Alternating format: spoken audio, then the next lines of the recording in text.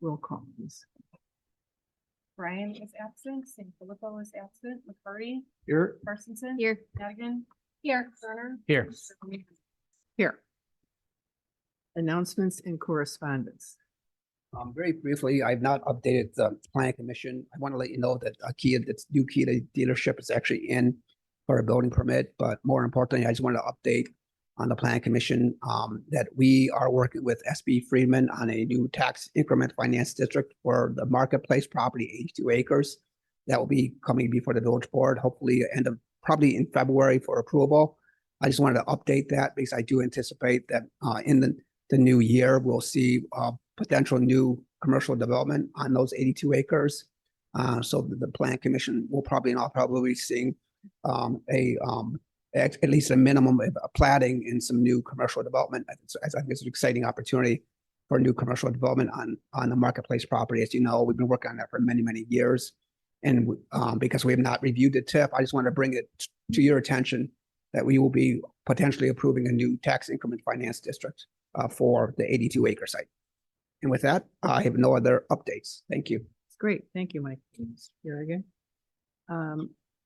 Okay, and now we move on to approval of the December 6, 2023 Planning and Zoning Board meeting minutes as presented. Motion to approve is presented. Second. McCarty. Yes. Parsonson. Yes. Madigan. Abstain. Turner. Yes. Penny. Yes. Now we move to public comments. Are there any public comments at this time? Then we'll move on to old business, PZB 23-18, consideration of special use variance and site plan for a solar farm to be located at the property commonly known as 650 East North Avenue, PIN number 02-03-300-027, continued from the December 2023 meeting. Yes, thank you, Madam Chairperson. Again, let the record reflect that it's a continuation of the public hearing being heard public in accordance with all state statutes, applicable ordinances. Madam Chairperson, I'm going to spend a very brief amount of time doing my staff report. Actual applicants actually here this evening they have a whole development team, so I'm going to really afford most of my time for the developer to actually present the case. But as you know, in brief, as some substance, that there's three requests. There's a variance request. There's a special use. As you know, the state district does require a solar farm to have a special use, and there's a site plan. The first aspect is the actual variance. I'm going to very briefly, I've gone through my staff report. My staff report does express each finding of fact. So I'm going to go very briefly. I did a presentation here. So 1 second. Mr. Garrigan, before you start your staff report, I would like to ask if there's anyone present who's wishing to speak for or against the item to please stand and raise your hand for the oath. And then Rachel, would you present the oath? Do you solemnly swear that the testimony you will provide in this hearing is factual to the best of your knowledge? Okay, Mr. Garrigan, then I would ask that you proceed with your report.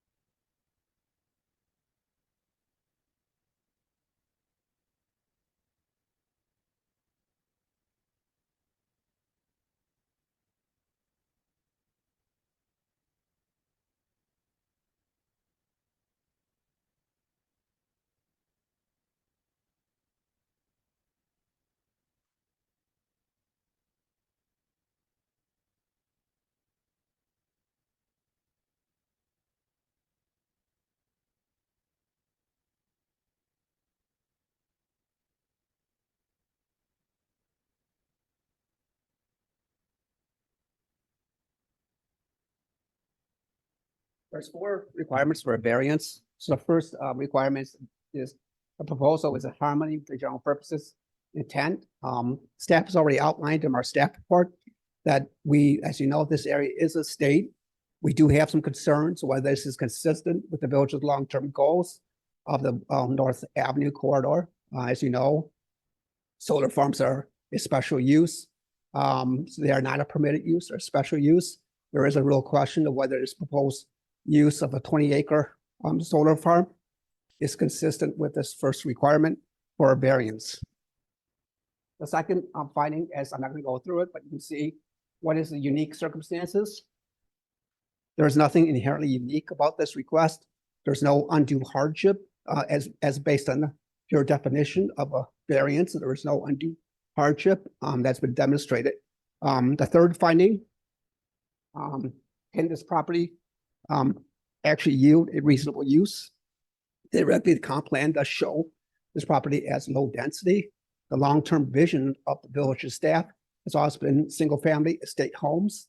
Obviously, this is not consistent, this use. While this obviously would allow the applicant to demonstrate the proposed benefits of this project, I just want to bring to your attention of whether this project, it would generally be consistent with the long-term vision of the village's comprehensive plan and long-term plans for the village. And number four, is a variance if granted will not alter the essential character.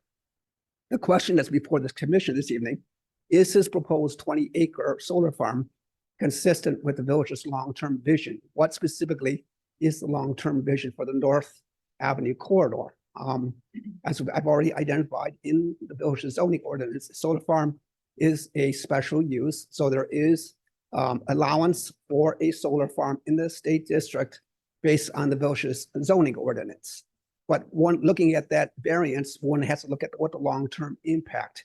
Now, you know, in many cases, the solar farm can constitute blight, but they could also theoretically blend in quite well if all the externalities, potentially negative externalities are fully addressed by the applicant. So the fundamental question that's before this commission this evening is whether the applicant's proposal and their extensive proposals to mitigate any negative externalities will be consistent with the long-term vision of the village's comp plan. As I've already identified, this area has been identified for low density residential. Generally, what does that mean? Historically, we have identified low density areas as for those areas which are what we call environmentally sensitive. As you well know, this property is adjacent to the Red Wing Slough, which is owned by the Illinois Department of Natural Resources. This whole area has extensive wetlands. It's a very area that's quite sensitive. And I'm going to allow the applicant to kind of walk you through that. I don't want to duplicate what the applicant is going to present, but the applicant will walk you through the site itself and some of the challenges of the site, specifically some of the environmental aspects of the site. But there are existing wetlands adjacent to this proposal. And as I've already outlined, there is adjacent major bird sanctuary, which obviously the village takes great pride in. That's owned by the Illinois Department of Natural Resources. So these are all aspects that need to be considered by the commission this evening. So as it relates to the variance, we have some concerns about whether, based on the village's long-term vision, whether a solar farm would have a negative impact on in basically impairing or in any way becoming a negative influence on our long-term vision to attract estate or single-family homes. As I've already identified, obviously solar farms can blend in with an area. They could be consistent with our long-term vision, but the applicant would have to demonstrate they have fully addressed all the negative externalities, i.e., what would the impact be on the single-family adjacent properties to the north, to the west, or would there be any negative impact on attracting future high-end estate single-family developers to this area? So these are some of the questions that are before the commission as it relates to the variance. The second aspect is the special use. As you all know, there are two findings of fact for special use. The first finding is the property is not injurious. In many ways, dovetailing or overlapping by analysis with the variance, the question is, would this proposed 20-acre solar farm on a 52-acre site have a negative impact on the single-family homes which are adjacent to this property? Would this proposed 20-acre solar farm on 52-acre site impede our ability to attract, again, estate single-family developers to this site? One of the challenges of this site is it's been on the market for some time, but perhaps the biggest challenge is there are no current utilities that service this site. So in all probability, we would not be in a position to attract production builders to the site because there are no adjacent utilities. In fact, utilities are well over half a mile away from the subject site. But theoretically, the village could attract what we call single-family developers who do more well and septic, large estate lots consistent with a couple of developments that are currently exist in Antioch, specifically one on Deep Lake Road. So again, as I've already highlighted, that is the long-term vision for this corridor. The question that's before the commission this evening is the proposal, would it have a negative impact and would it impede the current trend of development in this area? As I've already identified, it's low density, it's kind of semi-rural, clearly a semi-rural environment atmosphere. The second question before you this evening, would it impede the noble and orderly development? So again, I've kind of highlighted staff's concerns. By definition, there's nothing by definition or inherently with this proposal that would automatically create a negative impact on the ability for a normal and orderly development pattern along the North Avenue corridor if all the issues are, all the exponential externalities are fully addressed, i.e. things like landscaping, making sure there's no negative impact on the wetlands, making sure there's no negative impact on the avian flu. The basis for the applicant's special use, the basis for the applicant's variance is they are requesting relief from the village's solar ordinance. As you recall, the solar ordinance was approved approximately a year and a half ago, and it does require that solar farms be approximately a half a mile away from any wetlands or sensitive areas. So this is the inherent relief that the applicant is seeking this evening. Is this proposal consistent with, again, our long-term vision, and is the relief justified? So these are the bases for the requested variance and special use that have gone through the findings of facts. Now, with regards to the actual site plan, I'm going to very briefly just again allow the applicant to kind of go through the specifics of this proposed site plan. They have a PowerPoint presentation. Probably makes more sense to allow them to walk you through the plan specifically. But in some substance, very briefly, this is a 20-acre solar farm that's being proposed for a 52-acre site on North Avenue. The site itself is actually located east of Deep Lake Road. The very majority of this property, the balance of 52 acres, would continue to be used for agricultural purposes and would not be touched by the applicant. Only 20 acres of the 52-acre site is actually would be disturbed and where a solar farm would be installed. The access, the main access, is actually is an existing access drive to this proposal, to this site itself. That access would be maintained. There would only be one access into this site. We have jurisdiction over that access, so we would have to approve that. The actual site itself is surrounded by single-family homes, large estate lots to the north, to the west. There's a large farmette. So that, again, the area, the definition of the area is low density. Generally, it's a semi-rural environment. The applicant is specifically proposing 122 tracks of solar panels, which will be installed on the 20-acre site.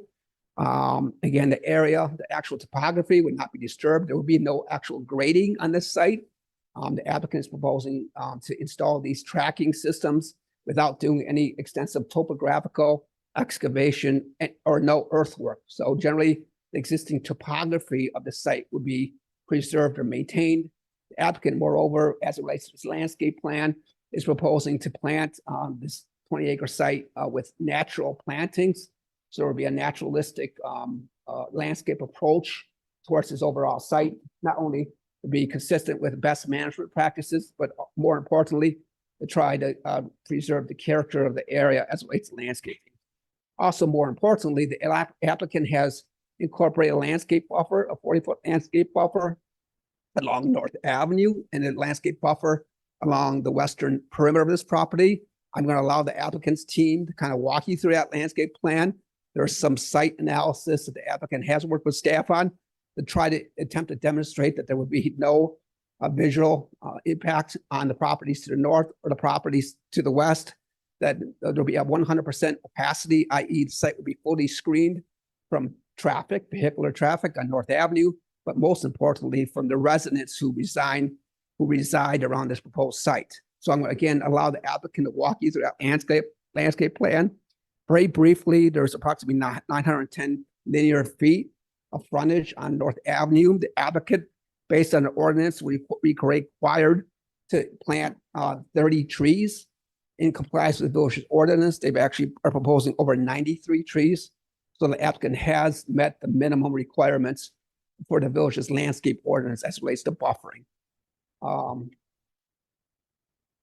Again, I'm not going to go through the site analysis. I'm going to allow the applicant's development team to walk you through the site analysis to try to demonstrate that there will be no negative impact on the view sheds to the north, the view sheds to the northeast, and also the view sheds of the farmette that's located to the west of this site.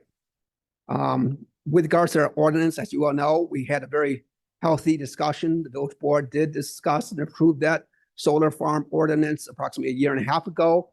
There was a lot of expressed concerns about what would a long-term decommissioning plan look like for solar farms. The applicant, in accordance with the village's ordinance, did submit a decommissioning plan. So when the lifespan of this proposed solar farm ends, approximately 30 years or a little more than a generation down the road, there is a decommissioning plan that has been submitted consistent with the village's solar farm ordinance. So again, the applicant, just in summary, is asking for relief from our solar ordinance as it relates to the distance between environmentally sensitive areas, i.e. existing wetlands and the Red Wing Slough. They're also proposing special use, which is required for all solar farms located in the state district. What staff has done is provided the commission, depending on your discussion, depending on your volitional decisions tonight, to alternative motions. So this is not typical, but I provided alternative motions. One motion for each, i.e. the variance, special use, and site plan is based on a recommendation of denial. Or if in fact there is support for this, there is a alternative motion this evening recommending approval of each of the special use, the variance, and the site plan with generally stipulations which would be consistent with what we typically do, i.e. approval by the fire district, approval by the village engineer, and there's some landscaping stipulations in there. So if there is support, there are stipulations for approval this evening. So with that, I'm going to conclude my staff report. I would be more than happy to answer any brief questions, but my wish and my hope would be to turn it over to the development team who will probably a much more extensive, comprehensive review of this project based on staff's analysis. Thank you, Mr. Garrigan. If the commissioners agree, would it be okay then to turn it over to the petitioner? Okay. Before we do that, I ask that the sign-up sheet be passed down to me.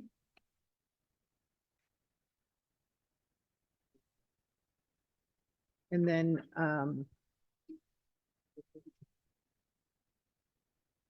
we're not opening it to the public right now, but I want to have this in front of me. Okay, so if you would state your name and for the record, and then we can proceed. Yes, Madam Chair. Ben Jacoby, Jacobi for the applicant. I believe our PowerPoint's being brought up. Good evening. Again, Ben Jacoby. I'm a lawyer, as you can tell from the tie. I'm a lawyer for the applicant here tonight from the law firm of Polsinelli. Prior to representing developers, I actually represented municipalities and counties in ZBA and planning commission hearings just like this. In fact, I represented Fox Lake for a long time. So I'm familiar with the area, and it's my privilege to be back here tonight in this capacity, presenting this project to you tonight, along with the rest of my development team here from the applicant.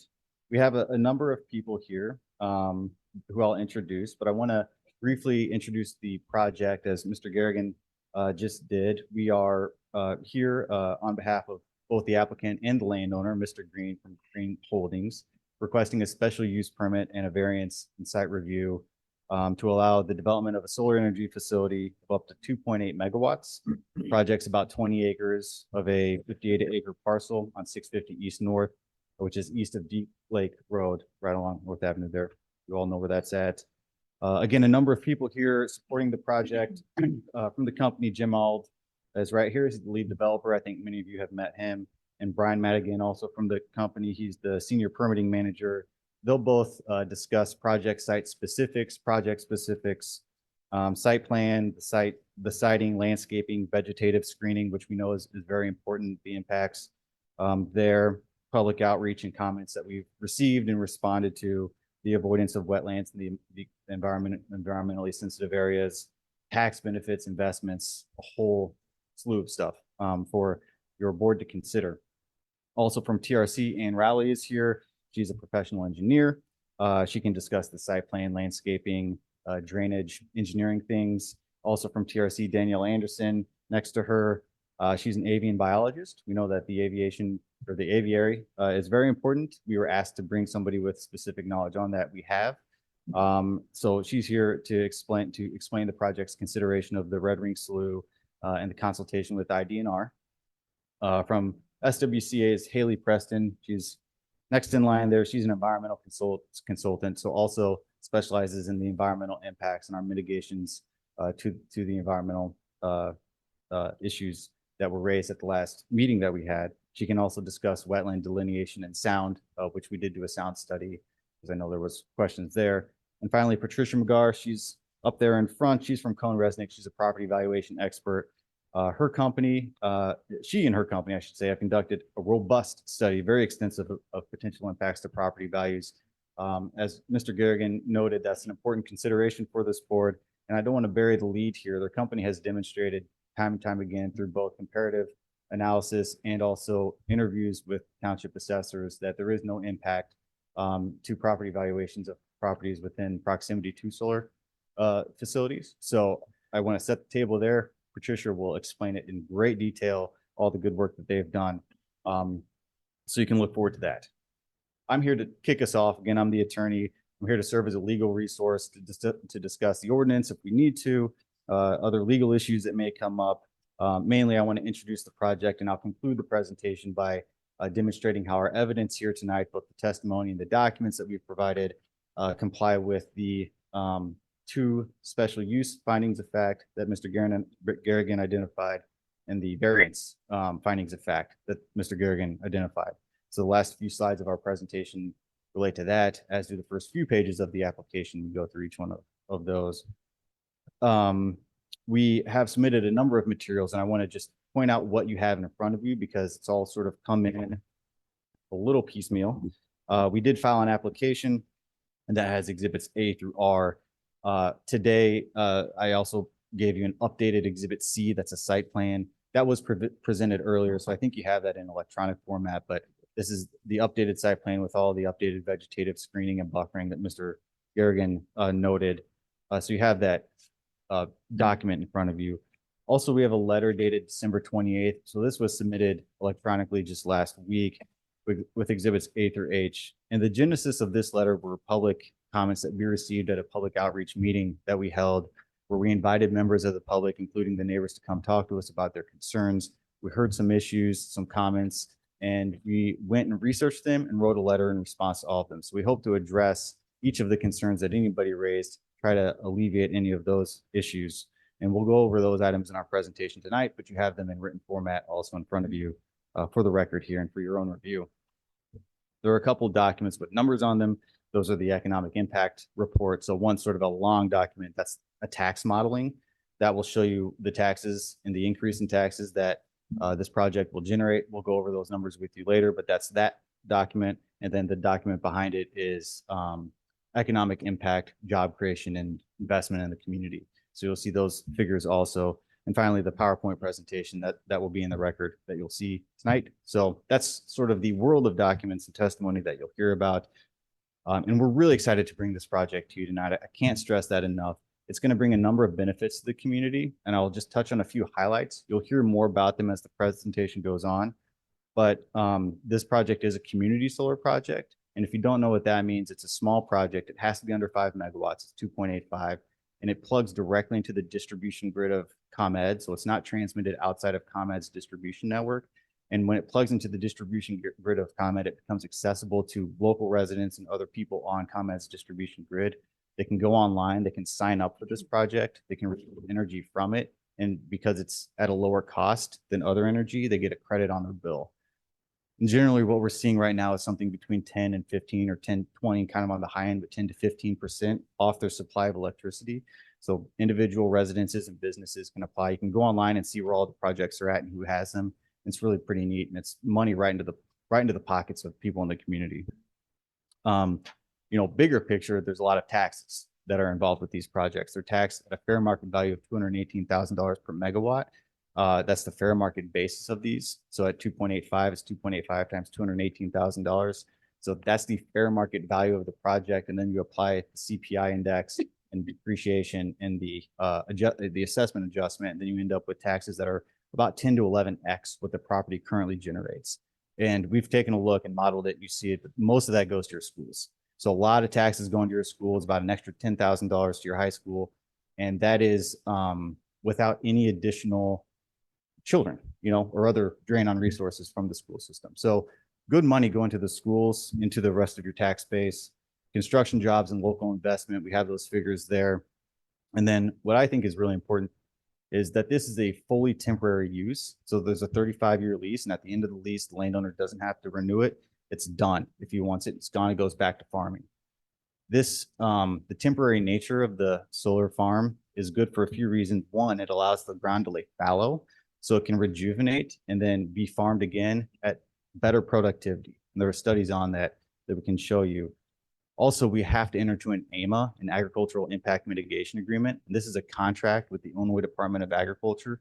It's non-negotiable. It's a form. It's online. We either sign it or we don't. You have to sign it to have a solar farm in Illinois. It's under the statute. So we have an AIMA in place with the IDOA that has a whole bunch of decommissioning items in it that Mr. Garrigan noted, that are sort of close to your own ordinance, as well as burying of cables, topsoil, all sorts of stuff that protect the land, so that in 35 years it can go back to farming or anything else. And we think that this really preserves the large estate sort of culture and community, because it takes 20 acres and it puts a pause on it for 35 years while it does something different. It produces electricity for the local residents, for the grid. And then in 35 years, that area will hopefully remain relatively the same with large estates, and it can be built then as a large estate. Maybe the utilities have come out a little farther and it's a little easier to connect. But it preserves this land for that purpose. And as you'll see from the very robust screening and other mitigation efforts that were made by the company, it's essentially entirely shielded from public view. We've been very deliberate about filing an application that complies with your ordinance. And that's Solar Ordinance 230409, which is relatively new. I think it was actually adopted in April of this year. It's less than a year old.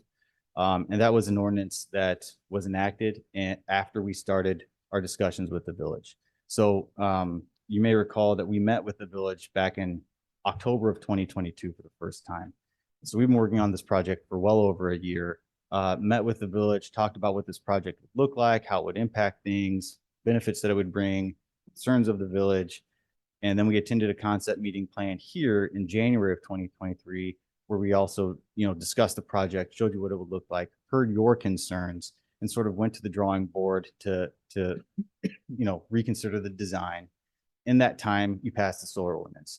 Solar ordinance is totally reasonable and something that we can comply with one exception. That's the variance that we'll ask for, and I'll go into that in a little bit in another minute. And what I mean by that is, for this project at this property, we cannot comply with that half-mile setback for wetlands and environmentally sensitive areas. It's impossible.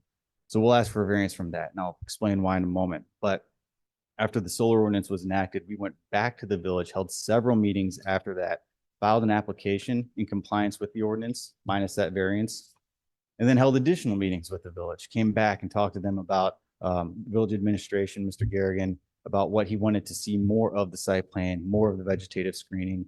Then we held public outreach meetings as well, heard those comments.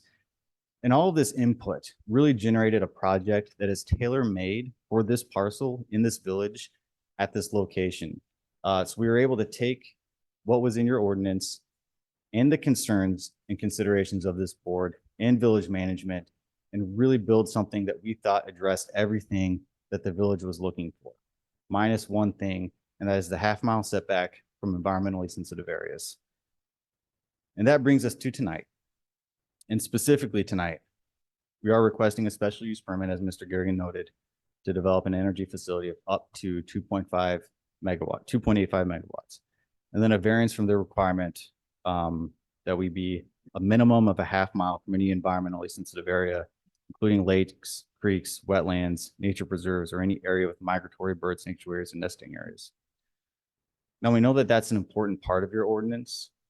And I think Mr. Garrigan actually framed it up really well when he said that the fundamental question here is whether the applicant's proposal and extensive mitigations are consistent with long-term comprehensive plan. We took that to heart when we designed this project. There are virtually no areas in the village that can support a solar farm with that type of setback. So what the village's ordinance has done has required projects like ours to come to the village and discuss the minutia of what you're looking for, and really make a project that tailor fits what the village needs, because we have to come through and we have to ask for this variance. We believe that our design of this project addresses the concerns voiced by this board. The project's over 1,600 feet from the slough and from the national area that's out there. We consulted with IDNR to make sure that our construction wouldn't impact the migratory bird nesting season, and obtained recommendations from the IDNR on when we could do work and when we couldn't. And that's from April 1 to July 31. We won't do any work that interferes with the migratory nesting season. And we've hired environmental consultants too, to assist with this effort. And we believe that these mitigative efforts and others that you'll hear about tonight are the types of efforts that make this a compatible project with the area, alleviate the hardship otherwise imposed by the ordinance, and answer this fundamental question. Our proposal in the extensive mitigation efforts, as Mr. Garrigan stated, are consistent with the long-term plan. That's what we hope to present to you tonight. We hope to earn your vote on the variance, on the special use, and on the site plan. And if you have questions for me or for the applicant throughout the night, please don't hesitate to ask. This time, I'll turn it over to Jim to sort of kick off the site specifics, and I will take a seat. Thank you, Ben. And thank you, Board, for hearing our request for variance and special use permit site plan this evening. My name is Jim Auld, A-U-L-D. I'm with Renewable Properties. I'm project developer with Renewable Properties. You may remember me from last year discussing the concept plan of this particular project. Tonight, I will be pretty much acting MC. I will discuss the project specifics, as Ben duly noted earlier, and I will be introducing our development team that assisted us in all aspects of design and studies that were required, or that we require to have done to be able to get favorable approval from you folks. So first off, again, Renewable Properties, we are a national developer. We are working within 13 states. And we have right now approximately 50 employees. We've been in existence for over 7 years. We've grown to have operational projects that equate to over a gigawatt, or I should say site development projects that are equating to 1 gigawatt of power service, which is significant. We have 19 projects in operation, totaling 100 megawatts in capacity in 7 states. Shoot.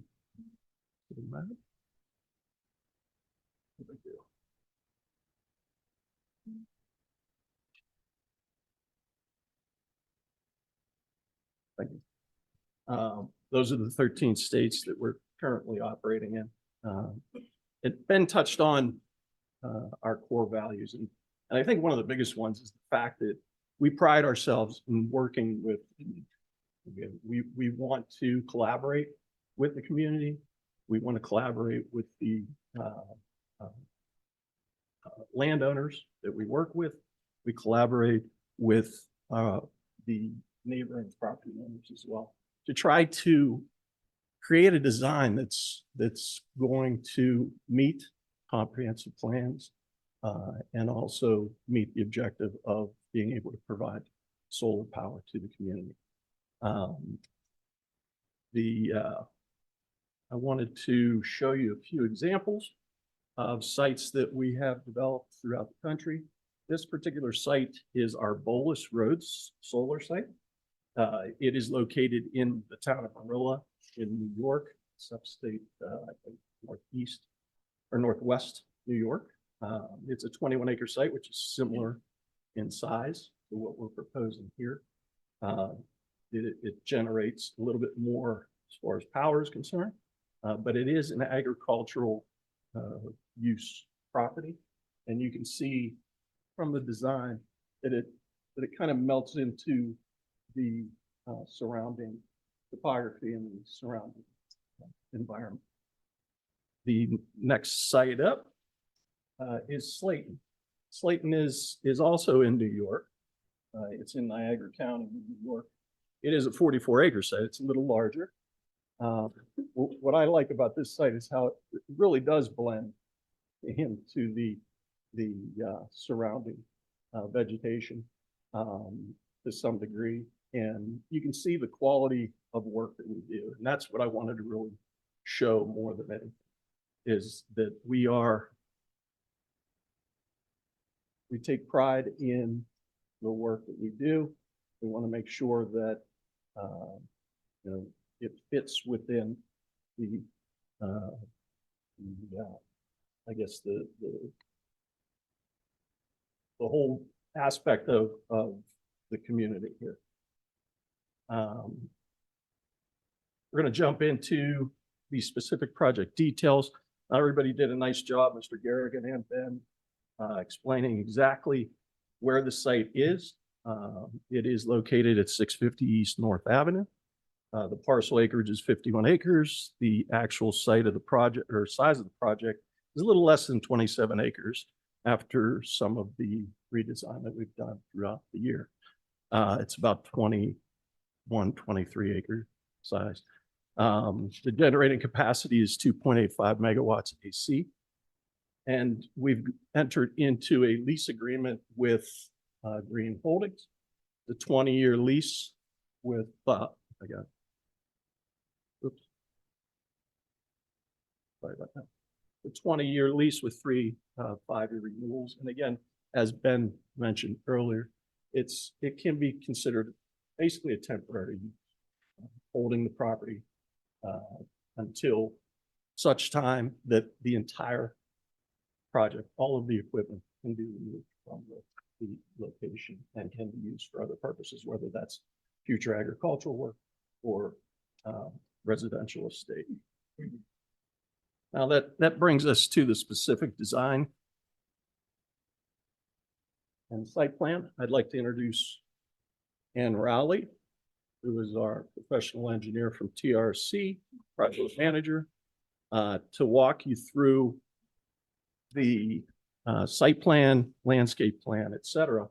But again, to piggyback off of what Ben mentioned earlier, this is probably, the 5th or 6th iteration of our site plan after a number of meetings with the village administration and with the community.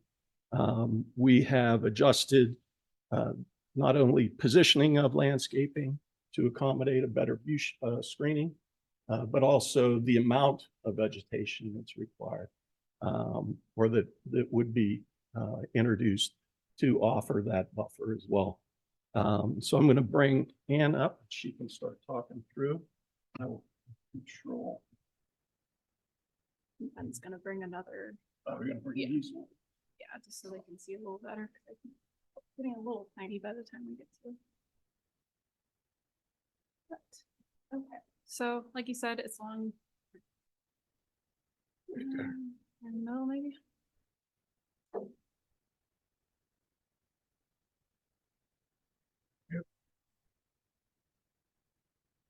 Yeah, we got this.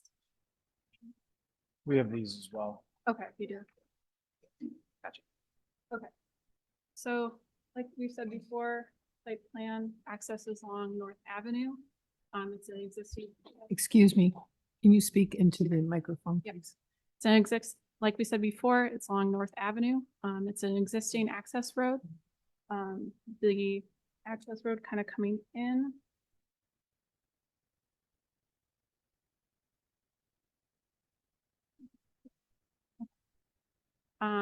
Existing access road is 12 feet, or will be 12 feet wide as it comes in. Then it'll kind of tee around, and come through down to the site to allow access to the transformers. Like we said previously, it's 27 acres of site. The rest will be left as is. We are not impacting the or not directly in the wetlands. And then kind of goes from there. I know there was confusion previously that access was going to be on Deep Lake Road. That is not the case. Okay.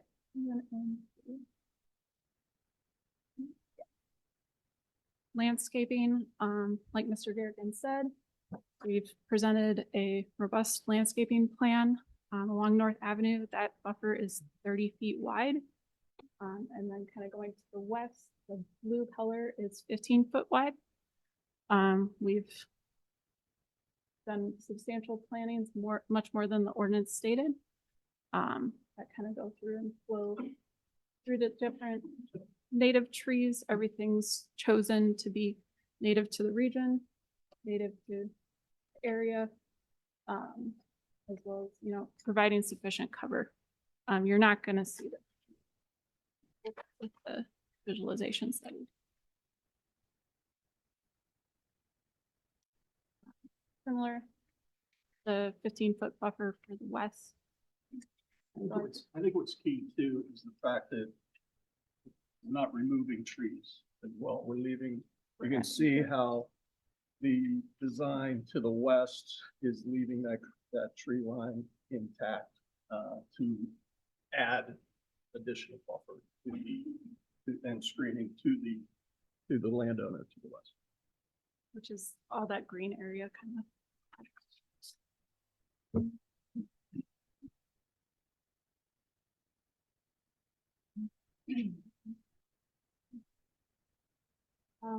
Landscaping. Yeah, it's fine.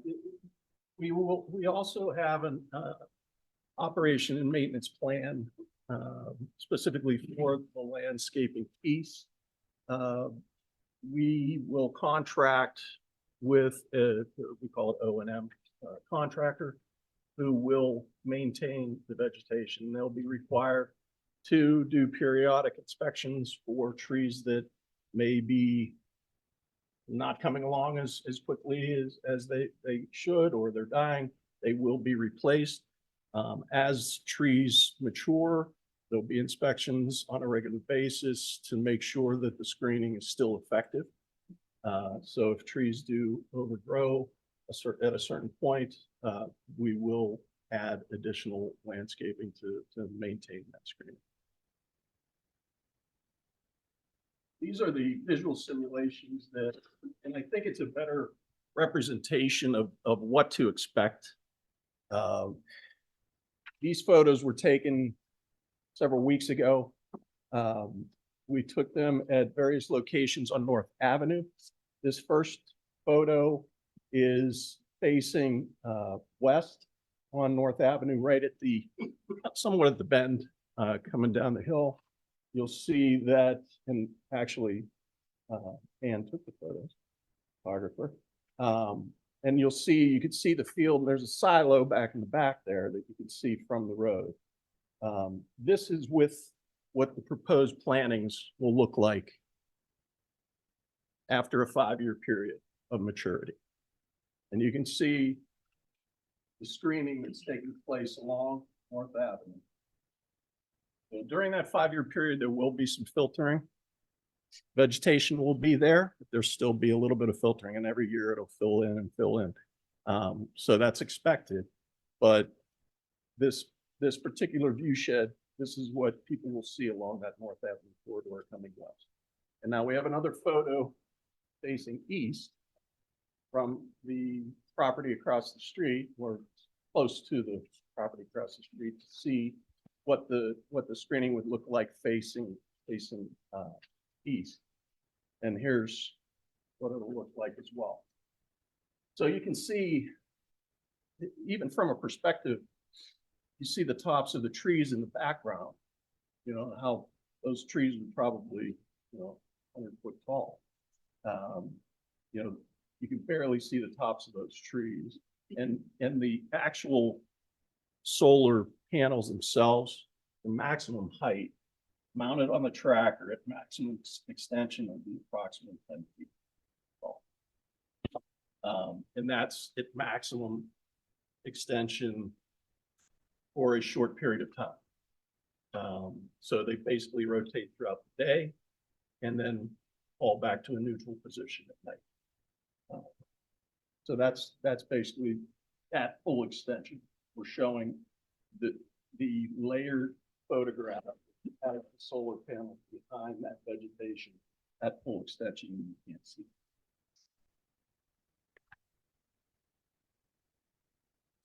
And stuff. Okay. Next, I'd like to ask Haley Preston from SWCA to speak to the wetlands in the area, our design, and how we impact the wetlands. Hi, as Jim said, Haley Preston. I'm with SWCA. I'm a professional wetland scientist and a certified wetland scientist in Lake County. It's CWS number 181 for reference. As Jim has said, and we've alluded to, the project will avoid all impacts to the wetlands that we at SWCA delineated on the site. On the figure on your page, you'll see the wetlands are green, purple, and blue. There are 5 of them on the site that we found. They have done a really good job designing this array in an effort to have no runoff impacts. There's no pilings going into wetland areas on the site. They will be fully protected. They're also not going to impact the 1 buffer that's required on site per the Lake County ordinance. That buffer is associated with wetland WE001 and it's 50 feet. It's not on this figure, but it is on one of the site plans that we had up earlier. But they are not even impacting that 50-foot buffer. So everything should be kept safe and sound. There are, as you can see, wetlands located within that half-mile buffer that is listed in the ordinance. There are some on this site. That buffer requirement has essentially precluded solar development in the village of Antioch. Now, how would the facility impact the redwoods?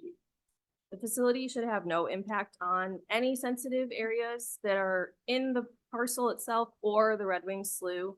That is because they're implementing BMPs. There's not going to be much grading on the site, if any at all. The panels themselves will have no impact on vegetation. They're going to be having plantings, as you've seen. The slough should not have any runoff impacts because of the BMPs that will be on site. And then the seeding after construction will also prevent runoff going any direction off of the site, which could, ultimately end up in the slough as things slope.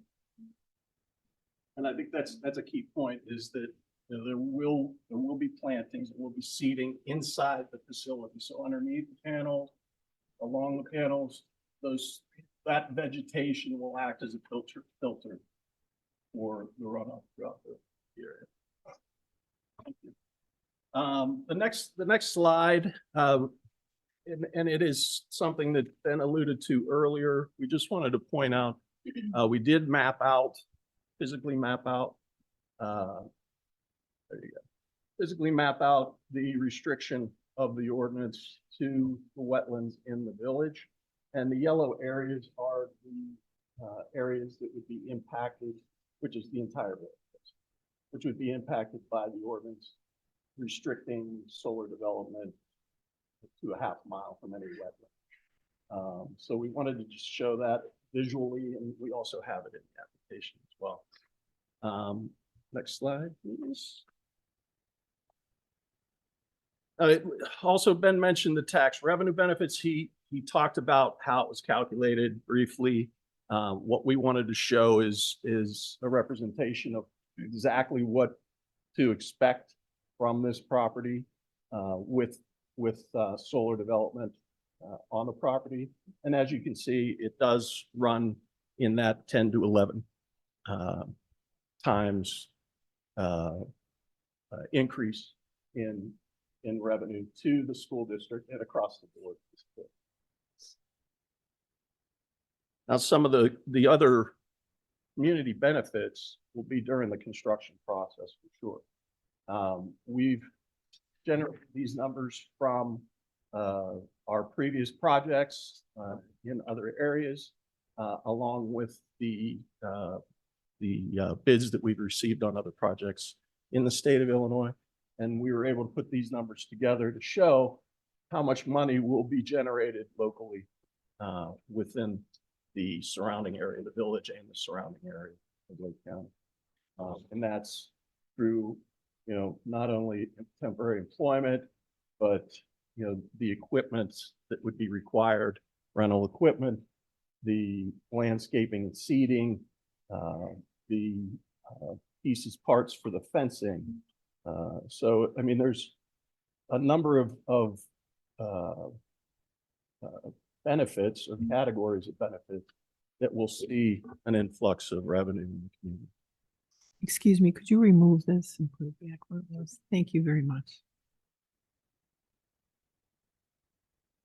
Now, we wanted to run through briefly, and we mentioned earlier the sequence of this project, or the chronology of the project over the past year. But in November, we held a community outreach meeting at the library, and a number of people showed up, and they had concerns. They had, valid concerns of how this is going to impact them. And we took away that information, and we created a response letter with additional studies that we wanted to perform to show that, we've designed this to mitigate those issues with the process that we went through with the village administration, along with the community input, showing that we've mitigated a lot of those issues, and then also to calm some of the nervousness of issues like health and safety and noise, potential noise issues or sound issues. So I first off want to bring Haley back up here. Where her company performed a I'm sorry, I lied. Next up is health and safety. And that is my counterpart, Brian Madigan, will speak to that. And again, talking towards the impact or the lack of impact from solar to the health and safety. Thanks, Jim. My name is Brian Madigan. I'm a senior permitting manager with Renewable Properties, and I'm pleased to be here this evening. First, I wanted to note that as part of our most recent submittal package, we have presented an independent assessment of the potential health and safety related impacts of the project. The author of that report is Thomas Cleveland. Thomas is a professional engineer, an instructor of solar PV engineering at North Carolina State University. And Thomas frequently acts as an expert on public health and safety related issues in relation to solar PV projects.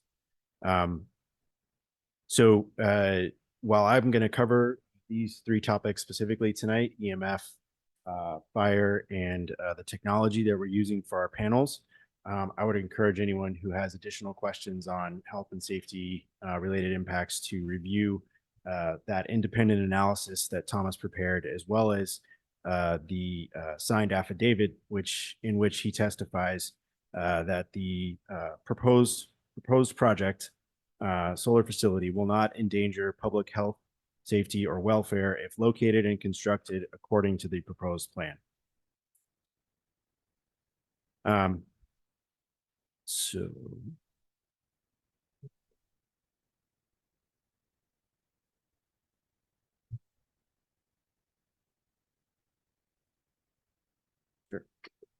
Next slide. So first topic to address is electromagnetic frequency, or EMF. To start off, EMF is not a unique side effect of electric generating facilities. Our cell phones, TVs, computers, and everyday home appliances generate EMF. It's a factor of modern American life. Typically, on a typical day, Americans are exposed to about 1 milligauss of EMF every day. And this correlates with a comment that we heard from the community meeting and a concern. What are the existing background levels of EMF at the project site? Background levels are roughly about 0.2 milligauss. And the concern was, would the project elevate EMF to surrounding properties? And the answer is no. Essentially, the transformers and inverters are the components or equipment that generate EMF within the solar facility. Those are all located in the interior of the project area, more than 100 feet from the project fence line. And EMF, I guess, is sort of similar to sound in that the greater the distance, the reduction in the level of EMF reduces logarithmically. So based on the location of the transformers and inverters, there will be no increase above background levels of 0.2 milligauss beyond the project fence line, and certainly not at any residences which are located more than 800 feet from project fence line. The next concern we heard was related to fire and the potential for the solar facility to cause a fire. Just like any electric generating facility, there are risks related to arc flash or an electrical fault, which could cause a fire to spark. But luckily, solar facilities do not contain much materials that are combustible. So really the only thing that would be able to catch on fire is the plastic wiring that connects all the panels to the inverters. So that risk will also be mitigated through proper operation and maintenance per manufacturer requirements, and conformance with various codes and standards such as the National Fire Protection and National Electric Code. If a fire were to occur, there are various disconnection points within the project array. So that particular area could be isolated by emergency responders, and if the underlying grass were to catch fire, it wouldn't rise to a temperature, elevated temperature or intensity that could cause the glass or steel associated with the panels to melt. Next slide. And so lastly, questions about our panel technology. Where do they come from? What are they made of? There's a lot of misinformation out there about potential toxicity associated with solar panels. And so just to kind of clear it up, by weight, panel is about 40 pounds and consists of the following components.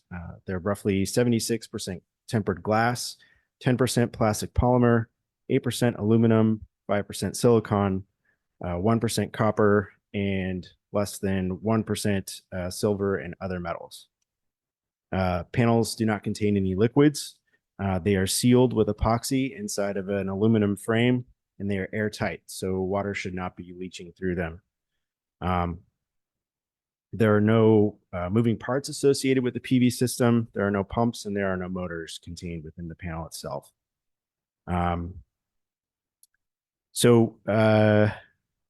Let's see.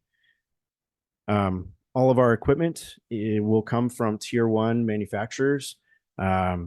which means that they have a reputable reputation, and are reputable vendors. It is true that the panels at this time will likely come from China. That's just the state of the market at this time. But the U.S. government is taking steps to bring that manufacturing home, and certainly when more panels are constructed and made here in America, we will do our best, or we are committed to buying American when we can. So would encourage anyone who has additional questions on the health and safety related issues to review that report and the affidavit that we submitted, and appreciate your time here tonight. I think too, to point out that the access roads throughout the facility are designed to accommodate emergency vehicles. And that the gating will be shared with the fire district with respect to some capacity, whether it's a knockbox or daisy chain lock or whatever, however the design would be required by them. The next section that we wanted to cover, there was a lot of talk about what kind of noise does the facility generate. I'm going to bring, did I skip this one? Oh yeah, I did skip this one, sorry. Let's step back a second to talk about the decommissioning plan. I've got Ann Rowley back up to talk about that briefly, and how we came about the plan and what it means to. So as required by the state, you're required to submit a decommissioning plan. It's governed by the AMA, like Ben mentioned earlier. And at the end of its life, which is 35 years, there's options in place to decommission. We took labor statistics, all the salvage values, and that kind of rolls all together to create that final cost that will come into play. It requires the removal of all the equipment, the racking, even the gravel access road. So everything will go back to as it currently is, and kind of be regenerated however they want to use it after those 35 years are over.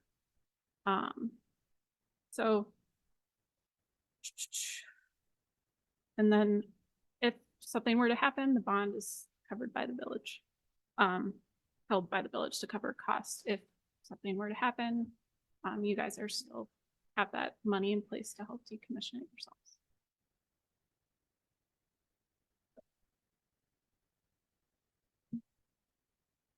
Again, back to the sound levels topic that was brought up by a number of immediate neighbors.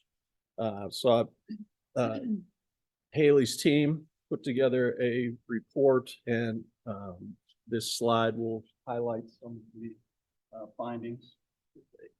Yeah, so we did a noise impact analysis using Sound Plan Essential 5.1. I'm sure none of you know what that is, but it is a modeling system that takes inputs of things that create noise. Those things in this instance are inverters, a transformer, and the trackers. So those were the noise inputs that went into the model that we used. From that model, we determined that the house nearest to the project will have an increase of 24.2 dBA, so decibels, which is significantly less than the allowable sound limit, and it's pretty much a whisper. So overall, the current ambient noise that this model produced in the area is 48 decibels, which is background noise, cars, your daily noise inputs that we all are used to. So this facility would have like a 24.2 increase in that, and this is a logarithmic scale. So that increase will only be 3 decibels total, and that level of noise is imperceptible to the human ear. So the nearest residents should not notice any noise from this facility. And basically, as Brian touched on with the EMF study, the noise creating pieces of equipment, the the transformers, the inverters, the tracker motors, they're localized within the central portion of the site itself. Probably the piece of equipment that generates the most sound is the transformer itself. There's a slight hum. It generates a decibel level of about 60 to 70 decibels at 50 feet distance. The nearest home is 800 feet away. So similar to the EMF study, that sound level will dissipate over that portion of that distance. So, and again, you know, we showed the graph of the noise levels and showing what they equate to. And you can see that 20 decibels, between 20 and 30 decibels is basically a whisper. Now we are going to touch on what I think is probably one of the biggest concerns from the neighboring property owners from our meeting with them in November. We're going to talk about the property value impact study that was performed by Cone Resnick, and I'd like to introduce Patricia McGar from Cone Resnick to present that piece. Take this, I don't want to have my own stuff. Thanks. Hi, I'm Pat. Ooh, it's loud. I'm Pat McGar. I am a real estate appraiser. I'm with Cone Resnick. I'm a partner with that firm. I am also the national director of the valuation practice overall. I am an MAI. I am a counselor of real estate, which is a group of professionals by invitation only. I am a FRIC, which is a fellow of the Royal Institution of Chartered Surveyors on a global basis. A surveyor is an appraiser, and that allows me to appraise real estate anywhere in the world. Right now, about the prior governor appointed me to the state's real estate appraisal board, and the most current governor reappointed me, and I was made chairman of that board in 2020. A niche specialty practice of mine over my career has been property value impact studies and these types of analysis. I've done them for municipal bodies. I've done them for developers, private property owners, Army Corps of Engineers. It's been something that I've worked on my entire professional career. In this case here, about 5 years ago, I was requested to start studying solar, the impact of existing solar facilities. It was a little difficult in Illinois because we didn't have a lot of existing facilities. So a lot of the initial studies were done in states that had studies, solar farms for me to study. In the process of doing a property value impact study, first thing we do is we look at published studies, credible studies that have been peer reviewed. And we looked at, was one by the University of Rhode Island, Dr. Corey Lang. He studied Rhode Island and Massachusetts.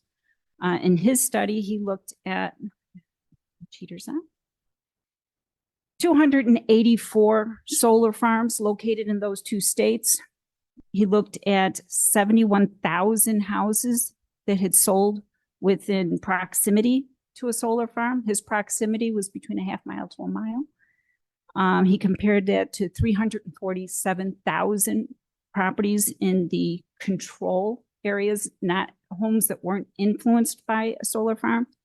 And his conclusions were that solar developments in rural areas have statistically insignificant effects on home prices, effectively zero.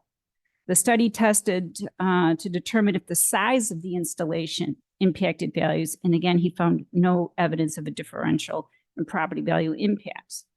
In his study, rural was classified at 850 people per square mile. It's relevant because the subject property is classified as rural area within a mile. I have the specific numbers here, but it's like 350 within a square mile, about 700 within 3 miles, and it drops down to about 530 within 5 miles. So it would be classified as a rural area. There was a second study done in 2020 by Dr. Nino. She is from the Georgia Institute of Technology. And I've interviewed all these people that have made these studies. These are people that I talk to on a regular basis. We share data. She did a study of solar farms' influences on rural farmland. She looked at 1,676 farmland transactions in excess of 30 acres in size within 5 miles of solar facilities, and she adjusted for soil quality. Her conclusions: across many samples and specifications, we find no direct negative or positive spillover effect of a solar farm construction on nearby property values. Now, there was a very recent study done last year, the largest so far, by Ken Hone, and he's with Berkeley Institute, and he studied 6 states, 1.8 million transactions of properties near solar farms of less than 1 or 18 megawatts. He studied California, Connecticut. He studied Minnesota, Massachusetts, North Carolina, and New Jersey. Again, these states are focused because they have a lot of solar that has been up and running over the last decade. The median size of his project was approximately 12 acres. His conclusions were that 68.5% of the data reflected zero impact. 3 states had no impact at all. There were 3 other states that he said did show a very small impact. Total average is about negative 1.5%. What was interesting is that his study reflected the opposite of what all other studies had shown, saying that this might have an impact on a rural area. I can explain that because I've gone through his study and talked to him about that. But 1.5%, if you look at my own studies, I think in the report I've done 35 of these impact studies now over the past 5 years, all across the country. But in the 10 that I included in the report that you have of mine, that looks at 15 different studies in 10 different locations, we had 1 property that reflected a negative impact of 1.5%. We had 5 properties that reflected an impact of 0 to 1% positive. And then there was 9 of the studies reflected more than 1% positive for the properties that are proximate to solar. One of the big differences between the studies that have been done that I've talked about professionally and what we do is that we look at only properties that are physically adjacent to the solar facility. They are abutting or proximate with views. Therefore, if there is any impact to be seen based on proximity to a solar farm, we would expect to see it to the ones that were closest to the facility. Our studies have not reflected any of those types of impacts. What I did in the slide, thank you. Can you hear me if I walk over here so I can point to things to you? No? No, okay. So this one's a solar farm that we did, Freeport Solar, and it's in Stevenson County, which it's 80 miles directly west of where our property is. We had the solar farm that is identified here, and to the south of that, there was 10 properties. 2 of them had sold and qualified for a matched pair analysis. The 2 had an average unit price. We break everything down to a price per square foot of living area, and of $77.3 per square foot.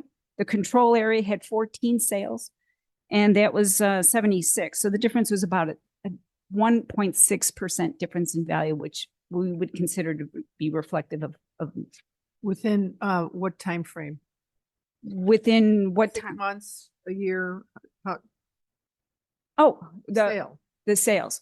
Okay, so the sales, we try to get as proximate to the date of the sale of the solar that we're studying, And if it's adjusted for time, we use the federal property home index that's tracked by the federal government, the federal home agency that tracks the sale and resales of properties all across the country. And they also utilize the information from lenders. So based on that, we were able to track exactly how much the either the census tract or the zip code appreciated, so that we could adjust the sales to exactly that same date. That's the only adjustment we make to the sales data. So the comparable sales date. So is it the comparable sales within the last 6 months? Yes, it's within a tight period of time. And if it's more than that, then we break it into multiple groups. And one of the ones in Dominion, we had sales that went over a period of 4 years. So we broke them into 2 separate groups so that we could keep that adjustment very tight. We have one in Grand Ridge Solar in LaSalle. This is a much, much larger facility. It was 158 acres. And in this case here, we only had one sale that qualified, and that had sold after the solar farm had been built. That's the other thing, is we have to wait until the solar farm is built and operating, and that's when we track that. Again, this one did not reflect a negative impact. I'm not going to go through all of them, but I'm putting up a couple of new things in the slides so that to better address some of the concerns specifically of this community. So the Dominion Solar is about 8.5 miles outside of Indianapolis. Now, this is a larger facility here. It's 8.6 megawatts on 129 acres. Now, what was good about Dominion is it was a starter home subdivision, so there was a lot of homes that had sold, and they were very consistent. They were very similar to one another, and the same builder built them all the way up to a mile north. So we were able to look at just the sales that were located directly across the street from the solar farm and compare those to the ones to the far north, a mile away. So when we did that, again, didn't reflect any negative impact at all. But what's interesting to me is that on the, can you go back one? So, yeah. See the yellow circle that I have on the slide there? At the time that the solar farm was being built, that was vacant land.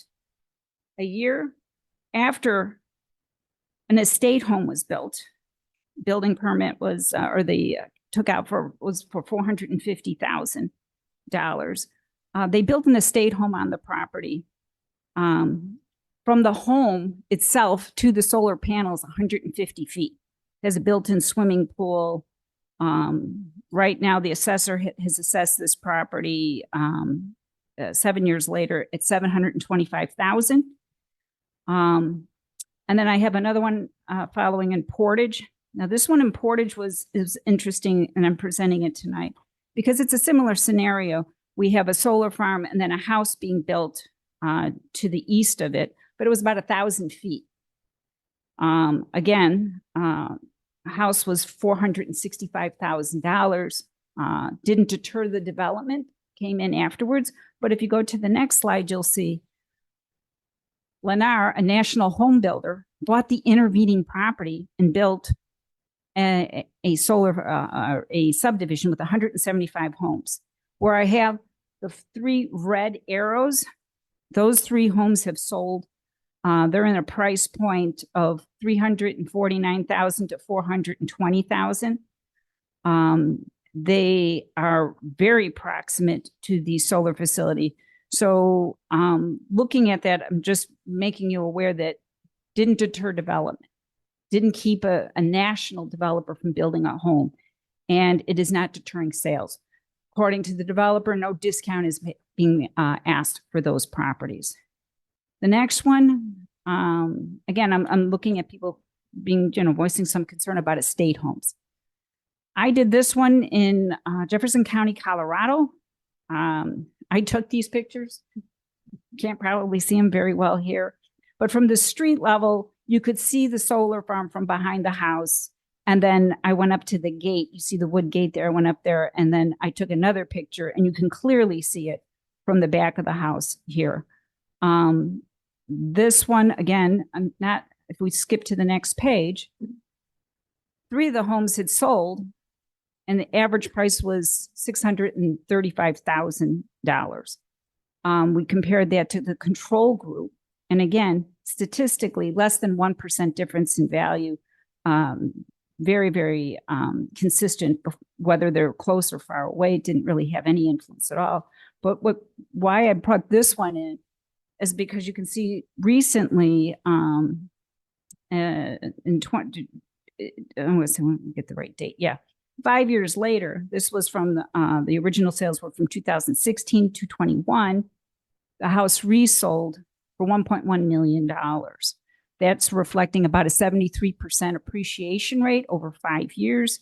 And again, when I compare that against the federal home finance home price index, the area overall was appreciating at 6% or 60%.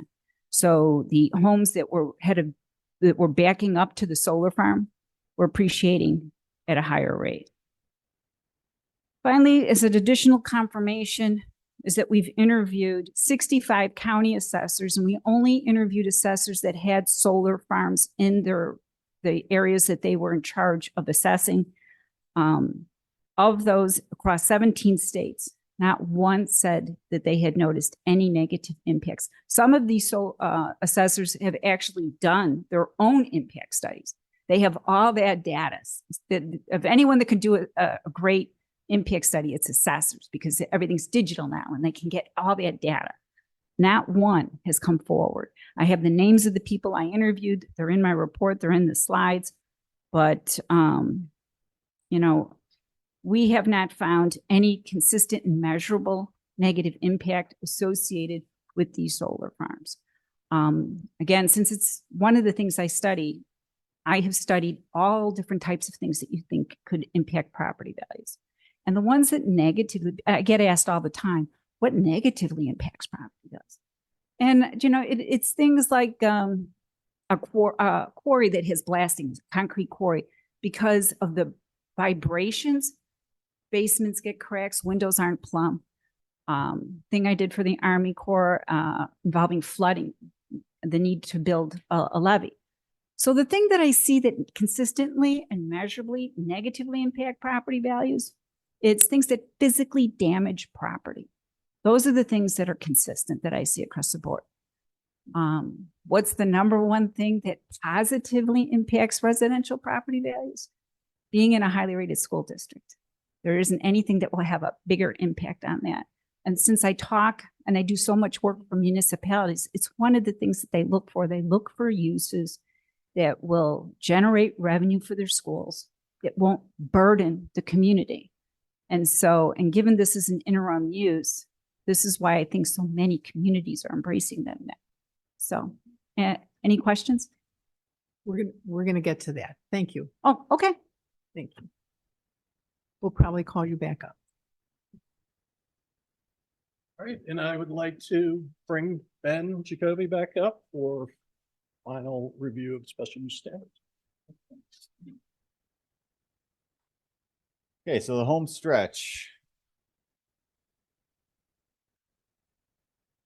So this last piece of the presentation before we move on to questions, really, we just want to reintroduce the standards that you'll be applying and demonstrate that the evidence that you've heard tonight, both the testimony, the application, the letter, everything that you've received, are going to meet those standards of your special use and of your variance. I listened very carefully to Mr. Garrigan's report in the beginning, and I've read his report. And I think that, the special use standards are fairly easily met. And we describe these in some narrative format in detail in our application. So I'm not going to spend a whole lot of time going over them here. I'll just incorporate them by reference, and you have them in narrative format before you in the application and the letters that we wrote. But I think it's worth pointing out a couple of highlights as we move through.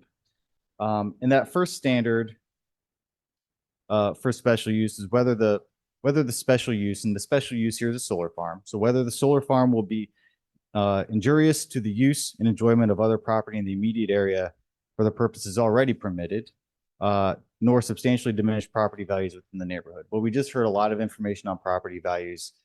So I'll rely entirely on Patricia's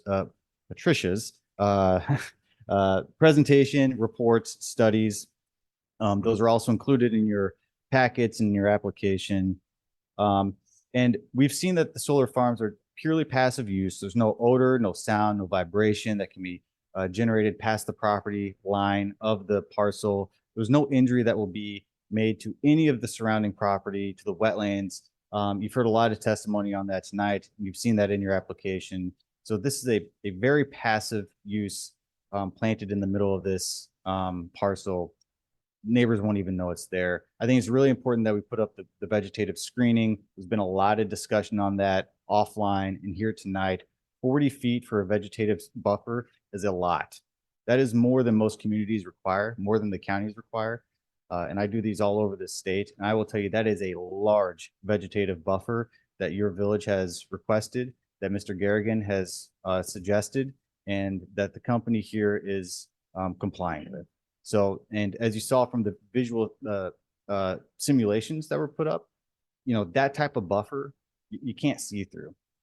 So nobody in the neighborhood is going to even know it's there. There's no injury to the property out there or to the property values.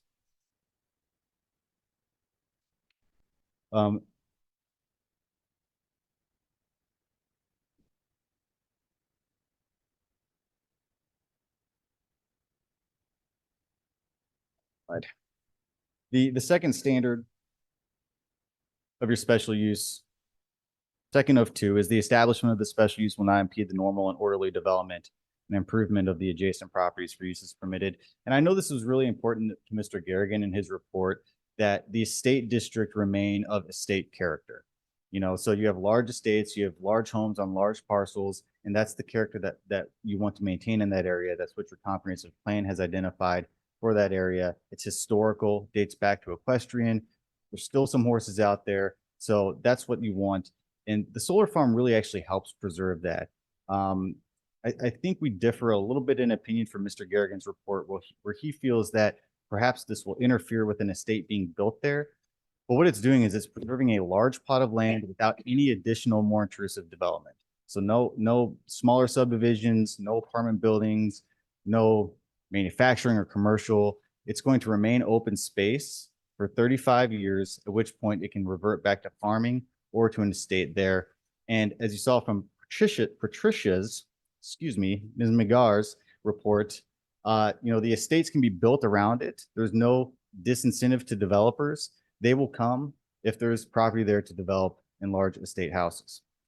So we think, and I think that the evidence shows, and the testimony has shown tonight, when you really take a look at how this is being developed, again, tailor fit for this parcel with the vegetative screening, you know, it's not going to detract from the character of the estate district there. It's actually going to help preserve it.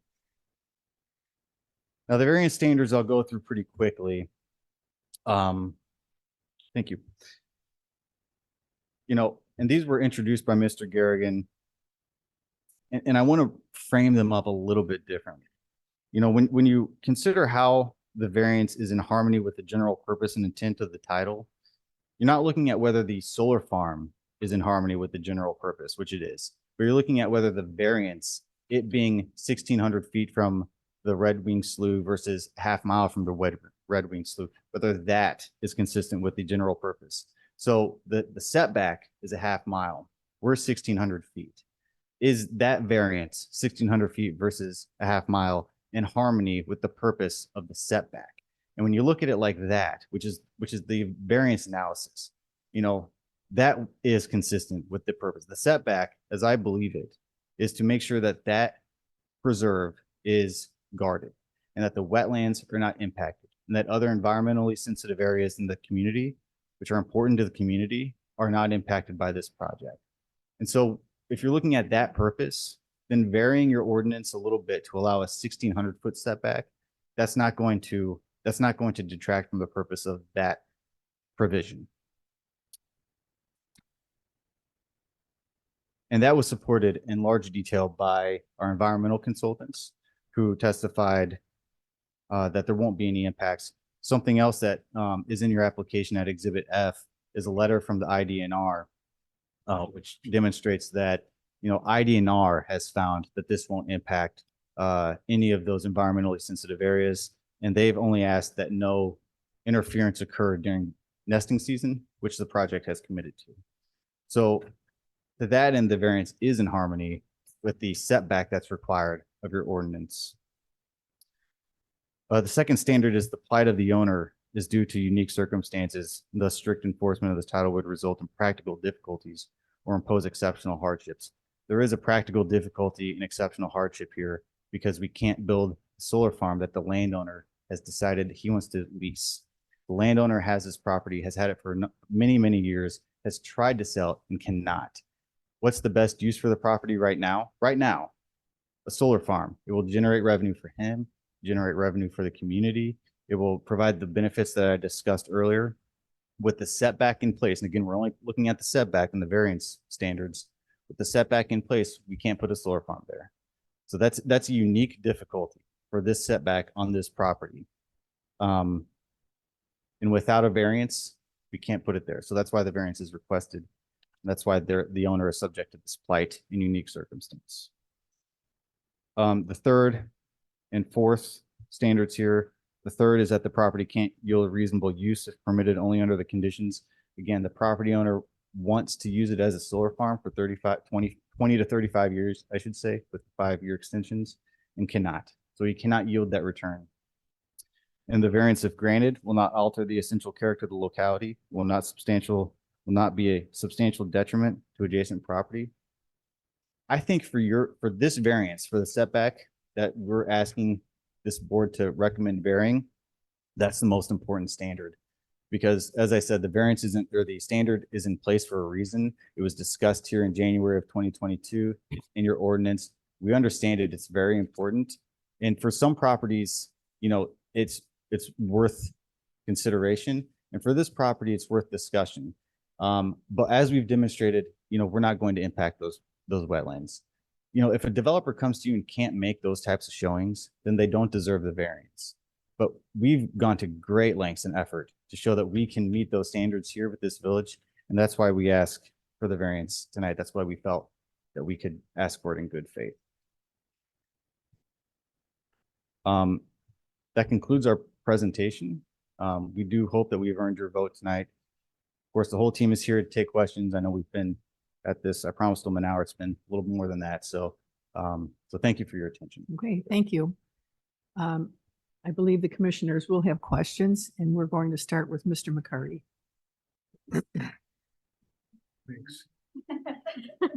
You are very welcome.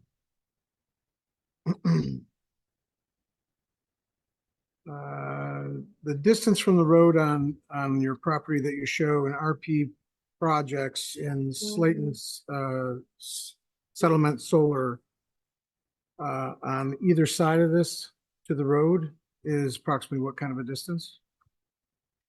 Which road are you referring to? RP projects, both roads, they intersect in the lower right-hand corner, and then they go to the top and off to the left. And what is our setback right now for what we're looking at? From the road, Yes, from the road, 100 feet from 100. the property. Okay, thank you.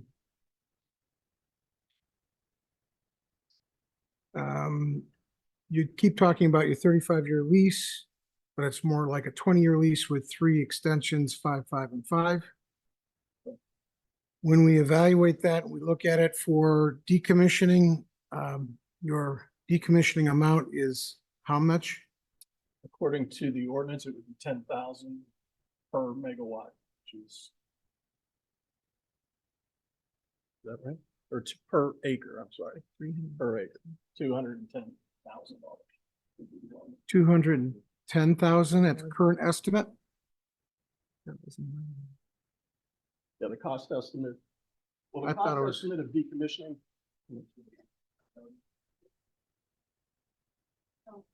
Like you said, it's a little bit less for the ordinance, but I mean, as we did out the decommissioning act. You can. I can't hear you. So as you said, it's a little bit less per the ordinance, but we calculate out using Which is a little less. your ordinance value of the 210. less than what you've provided. Right. Okay, so 210 is current value. And what is the bond set for? 305 based on the decom plan. And does it evaluate a percentage increase each year for inflation? Yes. Based on the current situation provided by the state. Under the AIMA, under the AIMA, it's re-upped every 5 years. So under the agricultural impact mitigation agreement that I mentioned earlier, contract with the IDOA, there's an entire decommissioning section. And once the bond is fully funded, then every 5 years, the village has an opportunity to review it, make sure that if there have been adjustments in the salvage value, for example, if the materials have gone up or down or labor has gone up and down, the bond can be adjusted accordingly. So there's always protection going all the way through the end of the lease. To be reviewed every 5 years. Correct. Okay.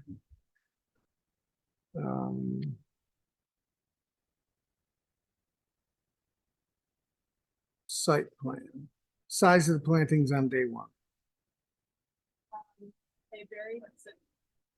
They vary because it's from shrubs to trees. So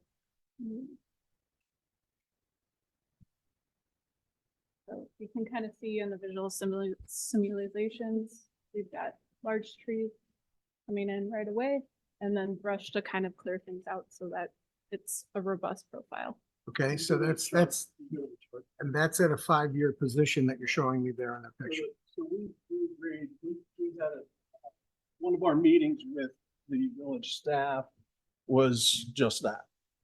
We originally proposed 8-foot tall plantings across the board, and we increased those to 10 feet in a number of cases. I don't know exactly the number. So on your evergreens and other plantings that are taller type shrubs or small trees, you're now proposing on day one, 10 foot. So in day 5 years later, which is what that picture is depicting, you're looking at 15.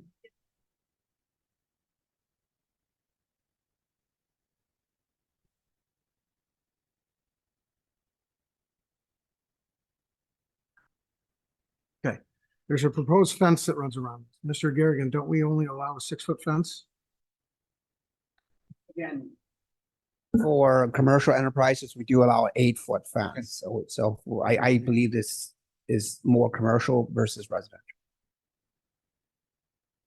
Yet holding the standards of the state living. Okay, so an 8-foot fence. Your property with the farthest east portion of your panels and the fence is within 50 feet of an existing wetland on the east side and 75 feet within a more sensitive wetland to the east side, correct? I'll let Jim answer that, but before he does, I just want to point it out that your ordinance requires a minimum of 8 feet for the solar farm. So that's where that comes from. Right. Solar ordinance. That's fine. Yeah.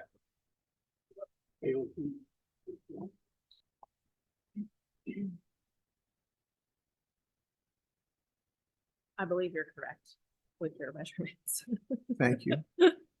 So not only are we a lot closer to wetland sensitive areas, which is what we've called out in our ordinance, a half a mile, we're within 50 feet and 75 feet of 2 quality wetlands. Yes, but not impacting the buffer, which is Lake County imposed.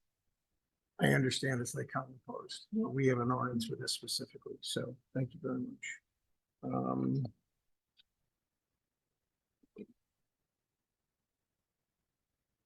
This point is that, and I guess what we're trying to get at is with the buffer and with the style of construction and with the additional vegetation that will be planted within the facility, that wetland will not be impacted by this facility.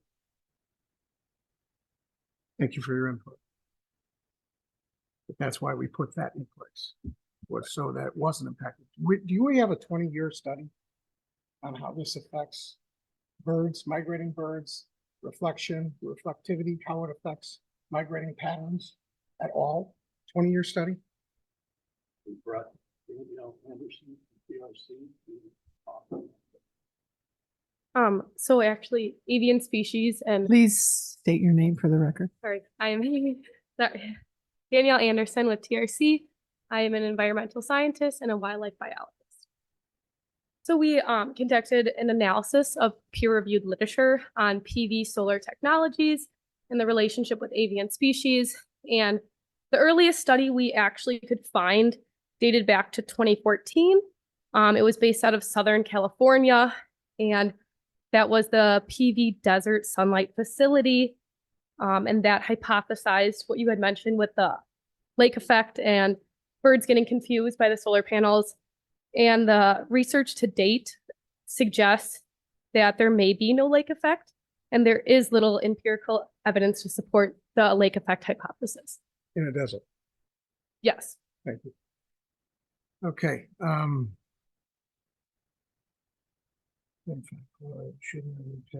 Thank you. All right, yeah, should not impact the wetlands, but yet our runoff. Is there any chemicals you use to clean these panels during the season, beginning season, seasonal? No. Nothing. Okay.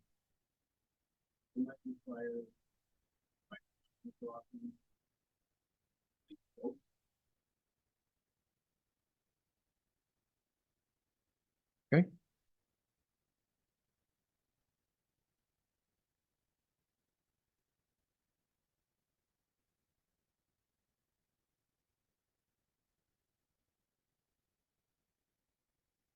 You mentioned the effect and how it would help our community with a credit on our, or discount to our electrical bill. How many residents would that affect, households? Well, it's based on subscription, but the way the number of homes, I guess it's a number that's generated to say this facility of 2.85 megawatts can supply power to approximately 500 homes. Now, it may or may not be residential, it could be business, it could be, so that number could fluctuate, but approximately 500. As we've discussed in the past, if like Menards or Walmart or a larger business that we have in our community signs up for that and they use up all the power for them, then no residents get any savings. You know, the adjustable. Yeah, I don't know if a business like that can subscribe because they're targeted to residences and small businesses. I can't answer your question. I don't know the answer to that. I have not seen in any of the commercial or the community scale solar projects a major corporation like that. It's not worth it to them. You know, they'll buy from a utility scale 300 megawatt facility. They don't need 2 megawatts. So these are really targeted for residences. By the way, there's a business that goes out, a third party vendor will go out and solicit subscriptions.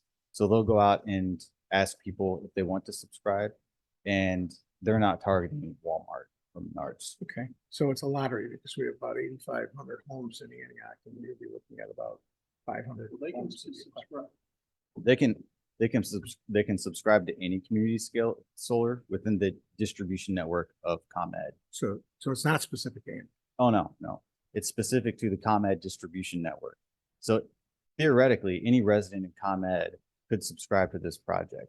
Now, the electrons are first in, first out, so they're going to stay local, and your residents will have the opportunity to subscribe, but the business model requires at least 50% subscription rate, so they open it up to anybody in the ComEd distribution network. Now, they can go online, your residents can go online, find this project, and subscribe, but they don't have to. Okay.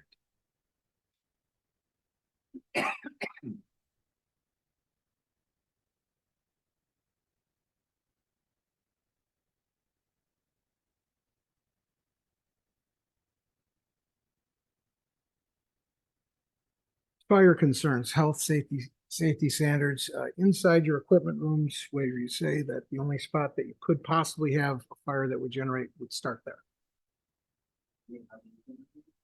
Okay, so where would a fire start in this environment?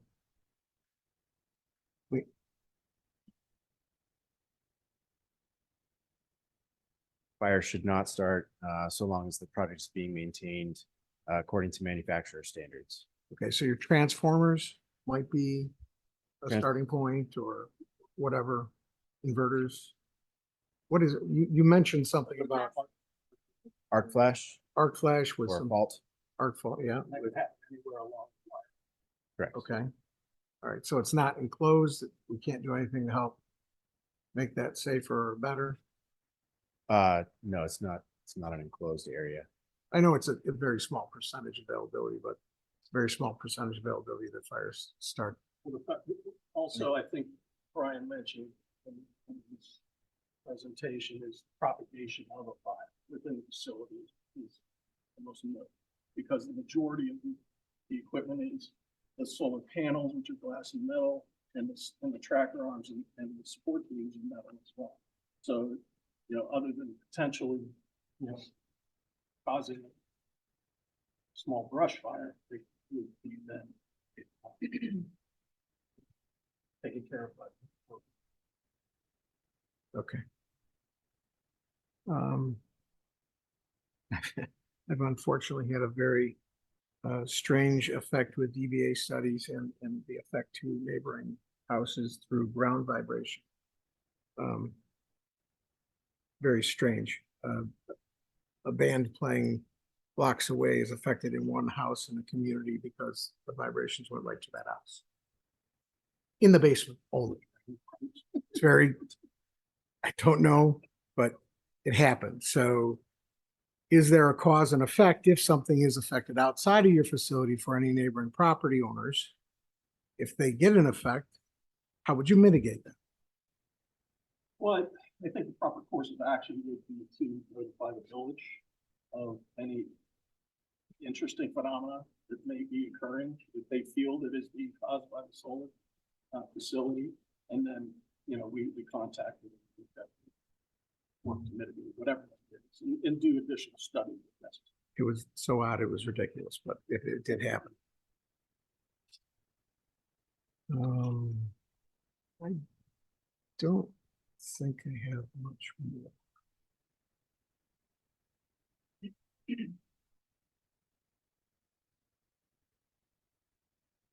Not sure if I agree totally with the property value assessments, but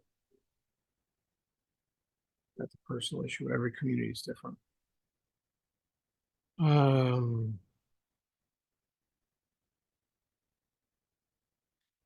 You did mention property value assessment that a developer mentioned and said that nobody stated that no one's stated or asked for any discount. Was that because the property developer got a heavy discount to purchase next to this and then pass the price on as a discounted price because of it?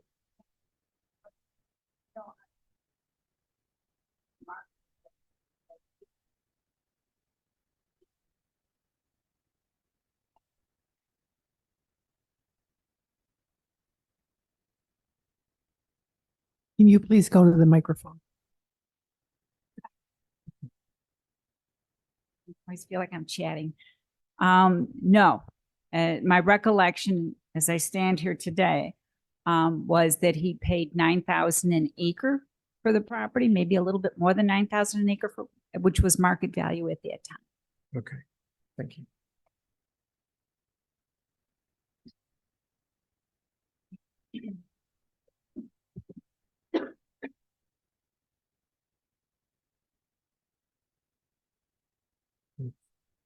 That's it.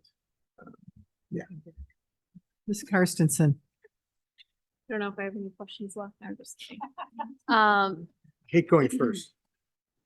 Michael, my question's more for you. So, there's an additional solar farm being planned for Nelson and North Avenue at this time, and unfortunately that impacts my decision tonight. I'm curious, what did we have planned for North Avenue from Nelson down, and how much does the village own versus Lake County, or what is unincorporated? Right, correct. So as it relates to that proposed unincorporated solar farm, which is before the Board of Appeals in Lake County, I believe the hearing's next week. most of the property that property obviously is unincorporated, that 40 acres. The property, there's residential development, obviously Abbey Estates, which is located on Nelson Road, just due west of this proposed unincorporated solar farm, again, which is before Lake County. And then if you go further directly east on the north side of North Avenue, there's unincorporated areas, but it's all within our planning area. As you recall, the comp plan does call for, basically low density development along both the north side and south side of North Avenue, where Goss Hill Farms is located, all the way to Deep Lake Road. And then on the east side of Deep Lake Road, in general proximity to this proposed development, there we also again show low density development. So the answer to your question is most of the area north of North Avenue, east of Nelson is technically unincorporated. And as you know, the Wisconsin border is up there. So obviously we cannot do a forced annexation. We do not surround it.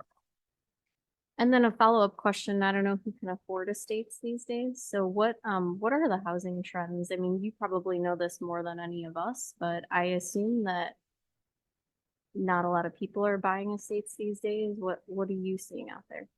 Well, clearly right now, if you talk to production builders, the infill development, townhomes, single family homes, starter homes, if there's such a thing anymore, that's a question mark just based on the explosion in construction cost. Obviously, I think the clublands is obviously the most active development that really reflects the first tier or second tier move up market. But one of the things that we've identified in our comp plan is that we believe because of so much of the amenities, i.e. the forest preserve, so many of the recreational amenities, that Antioch is a little different, it's unique, and there is an opportunity, for I call semi-custom builders to build. When I say estate homes, they're basically second or third move up. They may be on 1 acre lots. And we have several of those developments already in the village. Hidden Creek and a couple of other ones, Eagle's Nest, in the village, and reflective of that. Now, obviously, that's a much more slower market, but that's our long-term plan for that area because there are no utilities. So obviously, unless a production builder is in a position to extend utilities to this area, you're not going to attract a production builder. Right. Production builders are looking for areas which have adjacent utilities. Right. My other question was, is there any concern about the access on North Avenue? I just think about the stop sign, the traffic there is always awful. You drive, I guess, east, right on North Avenue, and that curve, I mean, I don't know. I think staff's perspective, I'll allow the applicant maybe to provide some additional illumination or information, but I think that the number of vehicular trips into the site will be very, very limited. So staff doesn't have a major concern about that. That's fair. Okay. That's all the questions that I had after Professor McCarthy. Miss Madigan. I just have two questions. So the first one is, so you said that you don't per se have to clean these, maybe wipe them down, but how does the winter affect that? From a snow or ice perspective, I guess I would say. So any snow that collects during a storm, the panels rotate throughout the day to track the sun. Find it melts pretty quickly, so it doesn't accumulate for very long periods of time. But somebody mentioned that at night they go flat, correct? Essentially go Do a neutral position. to a neutral position, which is on a slant, it's flat, So I think if there's a storm coming, the remote operation system would predict that and move the panels to an upright We have the position. ability to do that. Correct. okay. And then we've had in Antioch, I mean, everywhere it happens, but like lightning that strikes, and what happens if lightning strikes one of these? I have not encountered that question before. I have not either. It would probably render the facility inoperable momentarily until we could get our operations and maintenance team out to do repairs. But, I don't see it making any. Yeah, I would also add to that, that if there's a short or if there's other malfunction detected offsite, then they shut the facility down. I mean, I appreciate all the effort you guys have put into the presentation, coming back and forth and trying to meet with our staff, village staff to make things work. So that's all I have, but thank you. Mr. Turner. All right. Trying to get all my thoughts in order here. Who is going to maintain the solar farm out there? It's not been determined to date. There will be a company that we contract with that will maintain. it. But it's a third party. Correct. Okay, so if something were to go wrong, we are dealing with the third party No. contractor. We're broken into different teams. We're in the development team. We have an asset management team, there will be a single point of contact for renewable properties to, answer any issues, be a point of contact for the village or for, the landowner as well. Okay.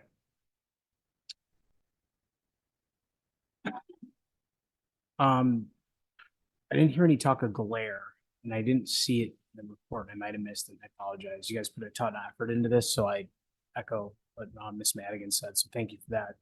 Any type of glare analysis that you guys have done on this? We have not prepared a glare analysis for this project, but Yeah, before you go too far into that, there is actually there is a glare analysis by Thomas Cleveland in his report, that's exhibit B to the letter. So not the application, not the big one, but the letter. Because that was one of the questions raised by some members of the public. And I actually don't know exactly what it says because I know what the conclusion is. There is because I can tell you that these panels are designed specifically not to reflect. They're designed to absorb the sun as much as possible. That's how they generate energy. So glare is negligible, and that's my layman's answer. But when you look at page 15 of Mr. Cleveland's report, he actually analyzes it in much greater detail and cites, studies by the FAA, solar farms near airports, etc. So, so the concluding sentence here: if small amounts of glare are visible, it would not create a hazard, just like glare visible to landing pilots does not create a hazard. And I just read the last I think in addition to the screening, the robust screening that we're going to be introducing to the site as well will help mitigate any potential minor glare with that. Okay. Thank you. Thank you for the extensive work on the decommissioning. That was something that I know that we talked a lot about the first time around, so I appreciate that. The inverters. So I just piggyback on what Commissioner McCarty was talking about. If there is, where are the inverters in the field specifically? The center. Three inverters were located on the interior. And all can be accessed by emergency vehicle if needed. Okay. Okay. All right. Thank you. Let's see what else do I have here.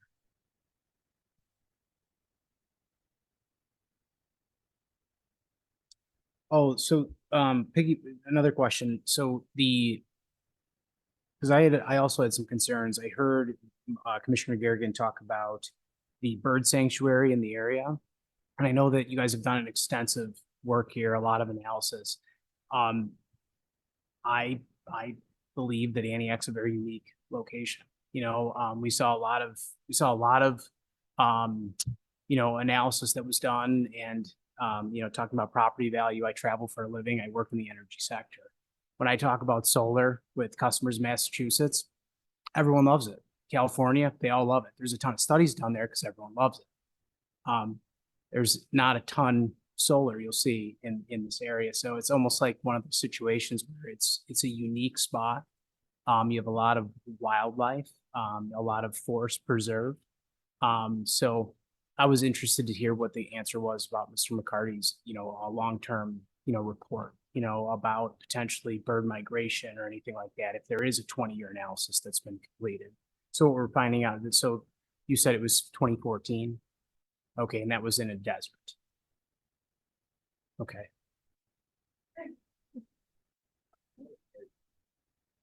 Yes, and the desert study from 2014 is what prompted the lake effect hypothesis, and that is basically the most widely concern of PV solar technologies and avian species. And research to date, newer research, I believe it was from 2021, had found no correlation between like aquatic avian species and PV solar panels, and determined that it would be a very small chance that all birds would perceive a solar panel as a body of water or try to land on it. And in their research from 2021, they had further broken it down into land types, from agricultural land to desert scrubland and grassland, and compared how the abundance of birds had differed across all of those sites. And they wanted to know if that made a difference. And they used paired reference sites for that. And for example, with agricultural land, as in this case, they had found 6 dead birds at the reference point with no solar panels, and only 5 dead birds at the solar facility and agricultural land. Gotcha. Okay. No, I appreciate it. And I think that it's just, again, it's new, right? And we don't have the data points. And I think you guys can appreciate, we look up in the air here in Antioch, we see 10,000 birds migrating on a daily basis. So it's not small potatoes. It's something that we have to think about and take into account. So, I just had a quick question. I was a little confused. So is it Haley? So Haley, I'm sorry, I'll let you get back up with the microphone. So who do you work for? SWCA Environmental Consultants. Consulting. Yes. Got it. Okay. All right. Never mind. That was, I thought you were working for the state. Oh, no. And then also you were giving us an analysis on the sound, and I was confused on the difference. Consulting. No. Okay. Got it. Thank you. Sorry for making you walk back up there. I swear, last question. So we put a lot of effort and time into the ordinance. And I think that, again, it's new, and the community has I think there's a lot of differing thought process out there, right?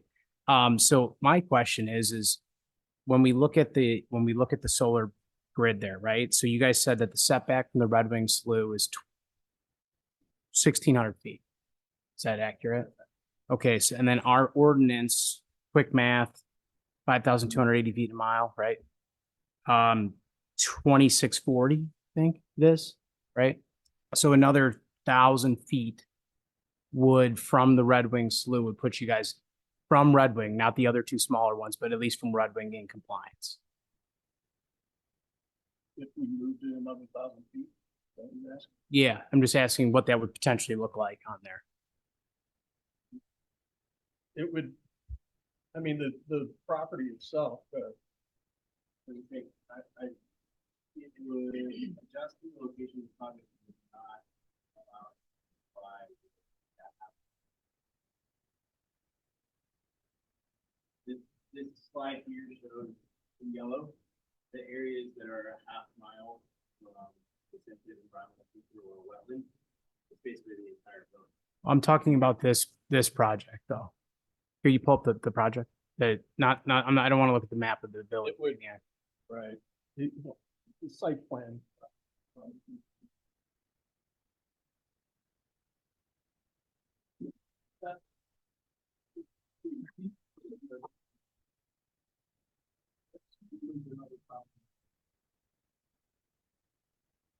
Basically, make it. But we'd still be. So just We need somebody at the microphone. I'm sorry. so the Red Wing Slough is at the base, bottom right-hand corner, or the right-hand, the east, right? Southeast. Okay, so that's 1,600 feet right there. another 1,000 feet in, have you guys reviewed that to be in compliance? No, we haven't because it would make the project unfeasible. It would make it, You'd have to pull panel. Yeah, You'd have to pull- we'd have to reduce the size of the project to probably quarter of the size that it is right now, or half. at least. Okay, so instead of 2.8 megawatts, you'd be looking at 1.4, I can't say. or maybe 1 megawatt. And that doesn't comply with the community solar. It wouldn't be a bankable project. So it wouldn't pencil. It wouldn't, you guys wouldn't be able to finance it in that, from that, but it would fall under our ordinance as a village. Well, it would fall under the setback from the slough, but it wouldn't fall under the setback from any of the other wetlands. The other two. Yeah, or I don't know if there's anything else north, but as you can There's see, three. yeah, as you can see from that map, there's the issue that we had with that setback is that there is no buildable land in the village.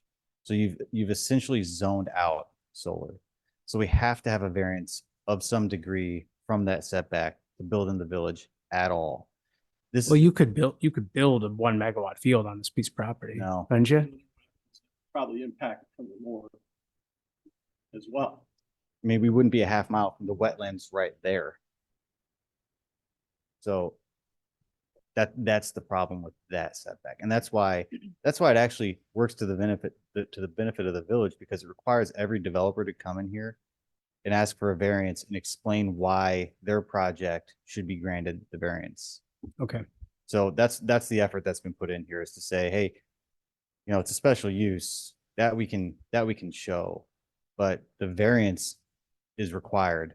And that's the extra effort that we've gone with the screening, the extra distance as much as we can. And that thing is pushed up on the edge of the property. 2.85 is really all we can do to finance.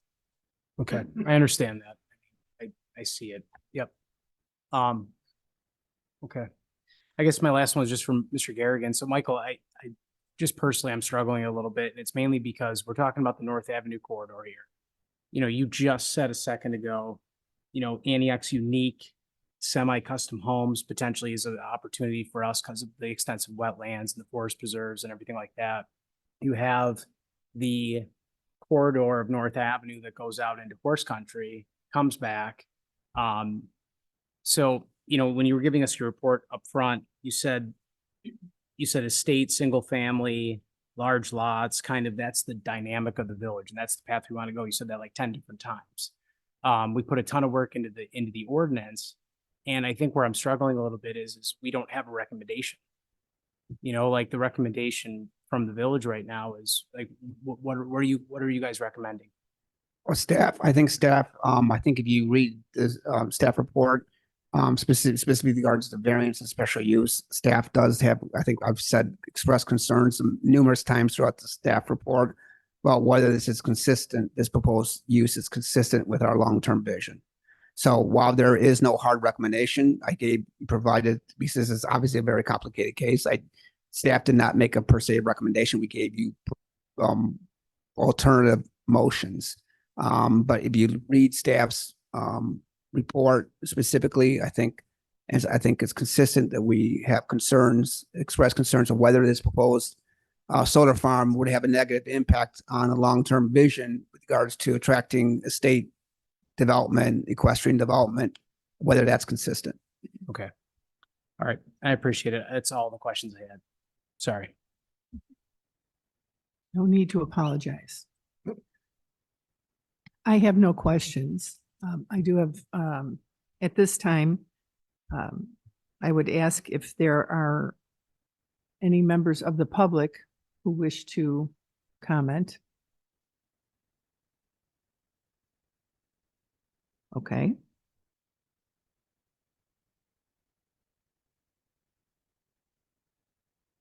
Then at this point, we have to talk about a motion. Unless we have any other commissioners that want to have anything else that they would like to add. I'm good. I make a motion for PZB 23-18, consideration of special use variance site plan for the solar farm located at the property commonly known as 650 East North Avenue pin number 02-03-300-027 to be denied the variance as requested. Do I have a second? I'll second. Roll call. McCarty, Yes. Parkinson, No. Madigan, No. Turner, Yes. Henning. Yes. Motion carries. Variance is denied. We need a motion.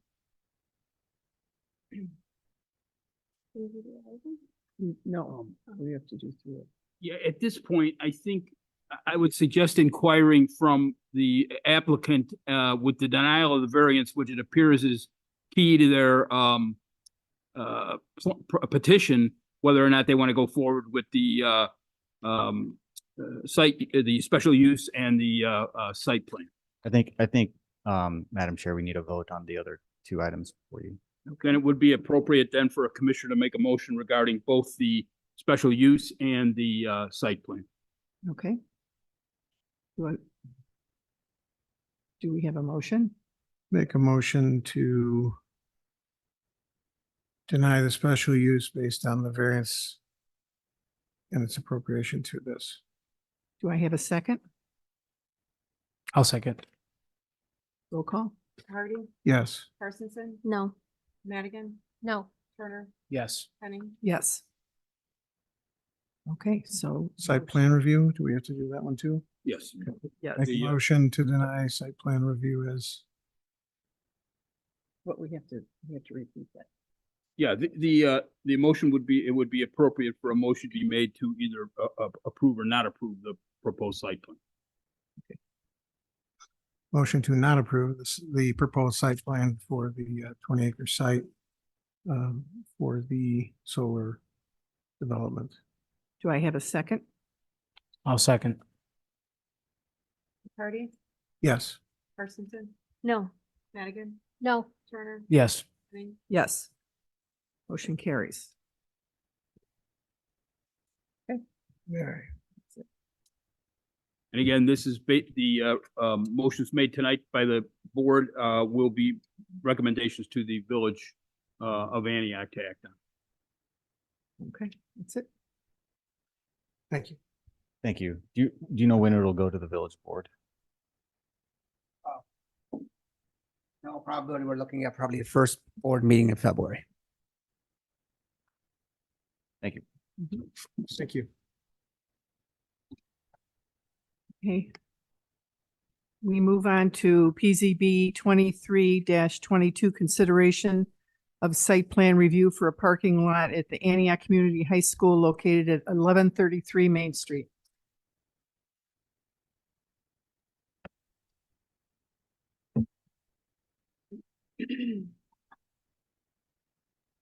Yes, thank you, Madam Chairperson. This matter comes before the committee this evening on a request by the Antioch Community High School for a site plan review. The applicant you have in your packet is requesting a slight modification. The applicant is proposing to expand the cafeteria. As you all know, the cafeteria is located adjacent to the southern parking lot, which is adjacent to the Walgreens. I can try to get if you give me 1 second, the PowerPoint.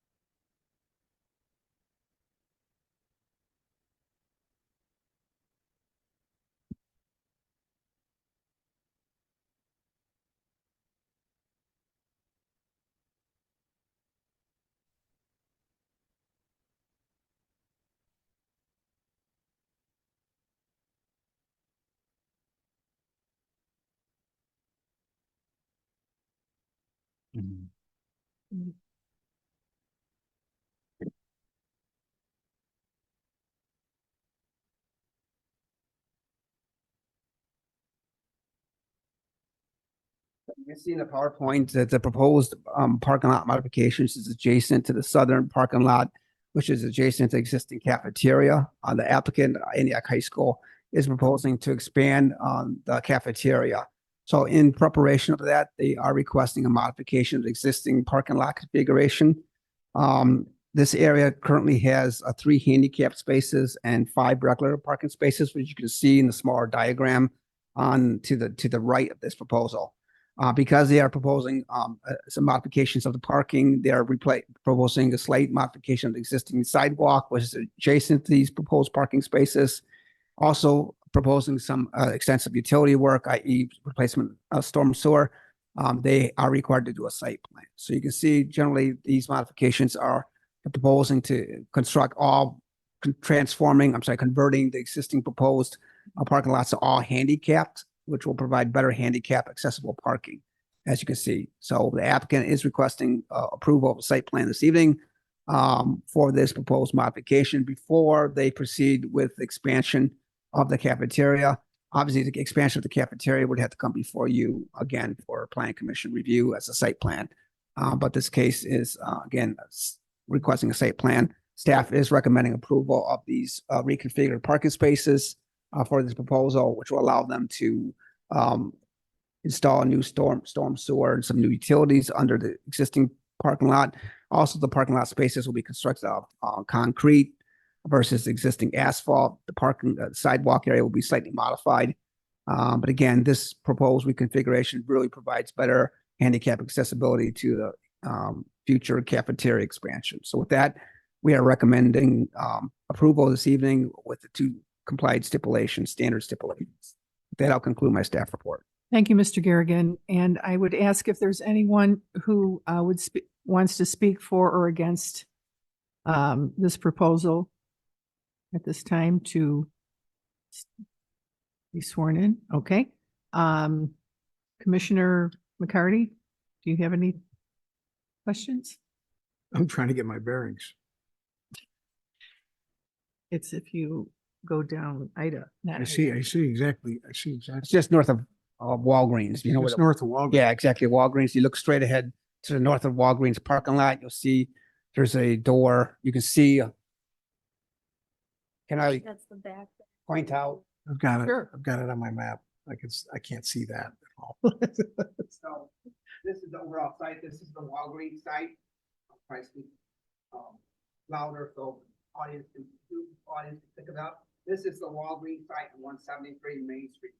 Proposed reconfiguration of these spaces right here, which is adjacent to the existing cafeteria. There's a sidewalk, which is the existing cafeteria.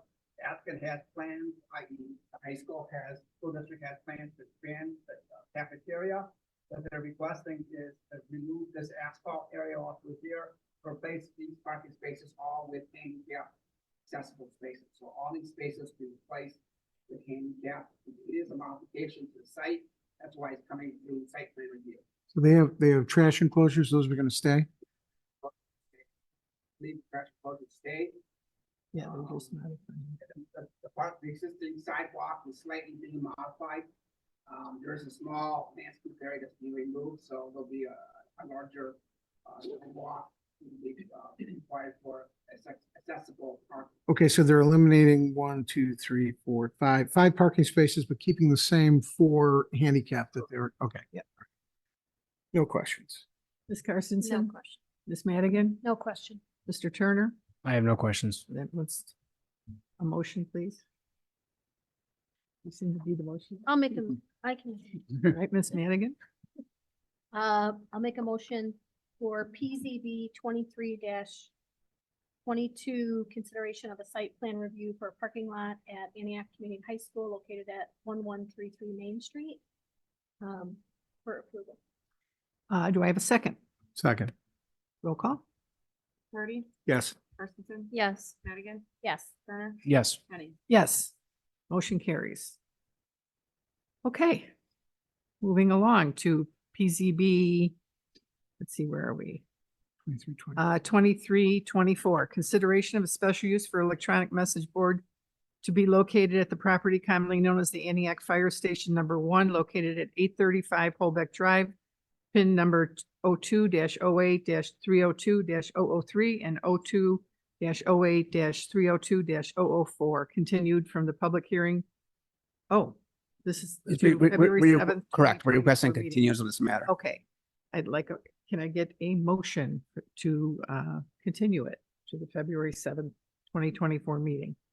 I guess can I ask a question about this? Sure.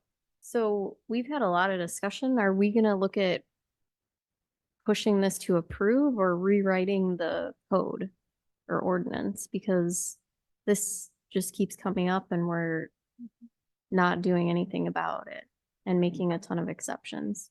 Right. Well, the exceptions here is going to be related to the actual size of the sign, not the actual content. So, but yes, so I Well, think then it'd be appropriate to have that discussion, to be fair to the applicant, to have that discussion at the next hearing, at the continuing hearing. So staff, we have not been requested. We have no intentions unless otherwise directed by the village board, or if it's initiated by the planning commission, to modify the current ordinance as it relates to EMB signs. I thought we talked about that last time. Is the village board aware? None of the cases have Okay. gone to the village board. As you know, there was continuation of the high school sign to our next meeting. There will be the presentation of the WC Petty is on the agenda for the next board meeting. So there has been no discussion by the board as of this date of the requested applicant's relief, i.e. the school district's relief, and obviously the fire district's request for this proposed monument sign. Obviously has come back before us. But right now, nobody's requested any changes to the ordinance. Okay. So what are we doing if somebody puts up the sign without the approval? What are the ramifications of that? Let's not go there right now. We can talk about that later. Let's get the motion and move on. We can talk about that after. Finance might go there because we've got these folks. Let's just move on. Let's move on. Do we have a motion?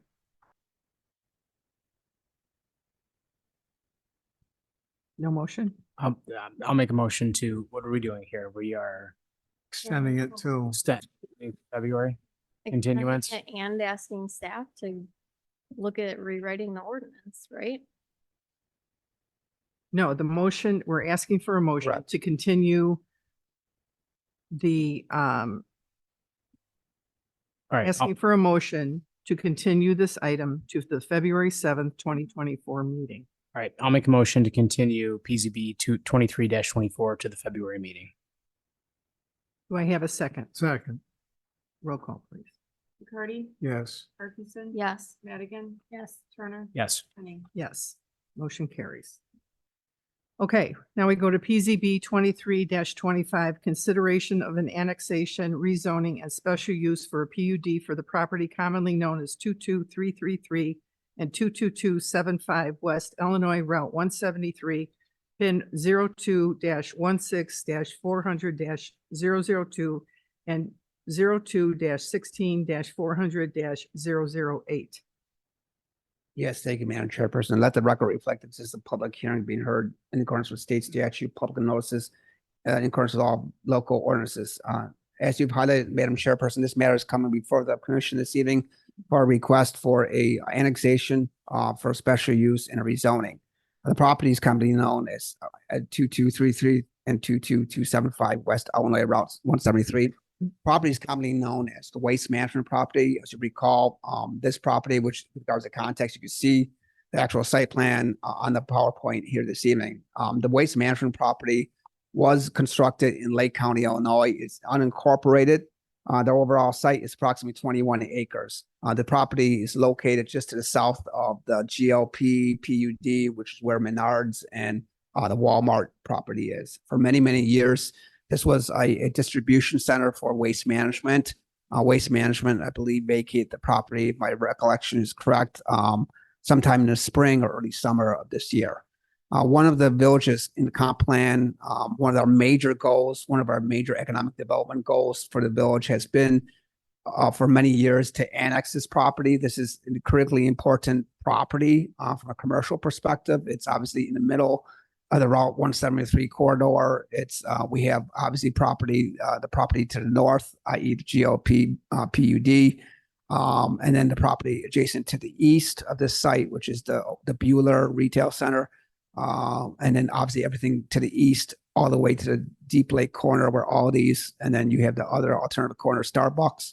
This is really in the center of the village's commercial corridor. As you all know, we approved recently the new Kia dealerships at Brown Road and 173. We discussed this evening the potential creation of a TIF for the marketplace property. We have a new interest in the marketplace property. So what I'm saying is this is has been historically a very important property to have this property annexed.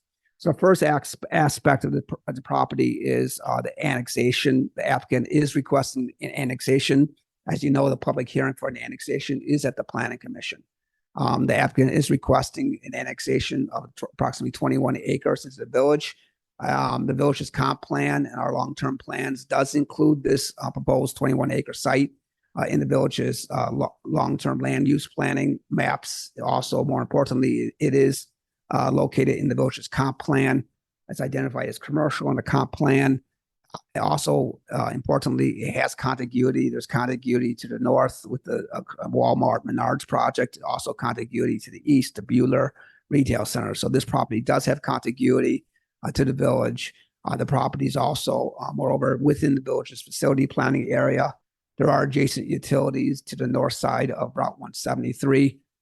So sum and substance, we believe that this proposed requested 21-acre annexation of this unincorporated property is appropriate. It would be a logical extension of the village's corporate boundaries. It's consistent with the village's long-term land use plans and the village's comp plan. So with that, we are recommending this evening that the property be annexed into the village of Antioch. The second finding of fact, very briefly, is a special use. As you know, the applicant's proposing a planned unit development. All planned unit developments in the village of Antioch do require a special use. The first aspect is special use will not be injurious to use and enjoyment of other properties in the immediate area for the purposes already permitted, nor substantially diminish property values within a neighborhood. As I've already identified, the applicant is proposing a truck dealership. I should probably have not highlighted the use. This is a proposed commercial use.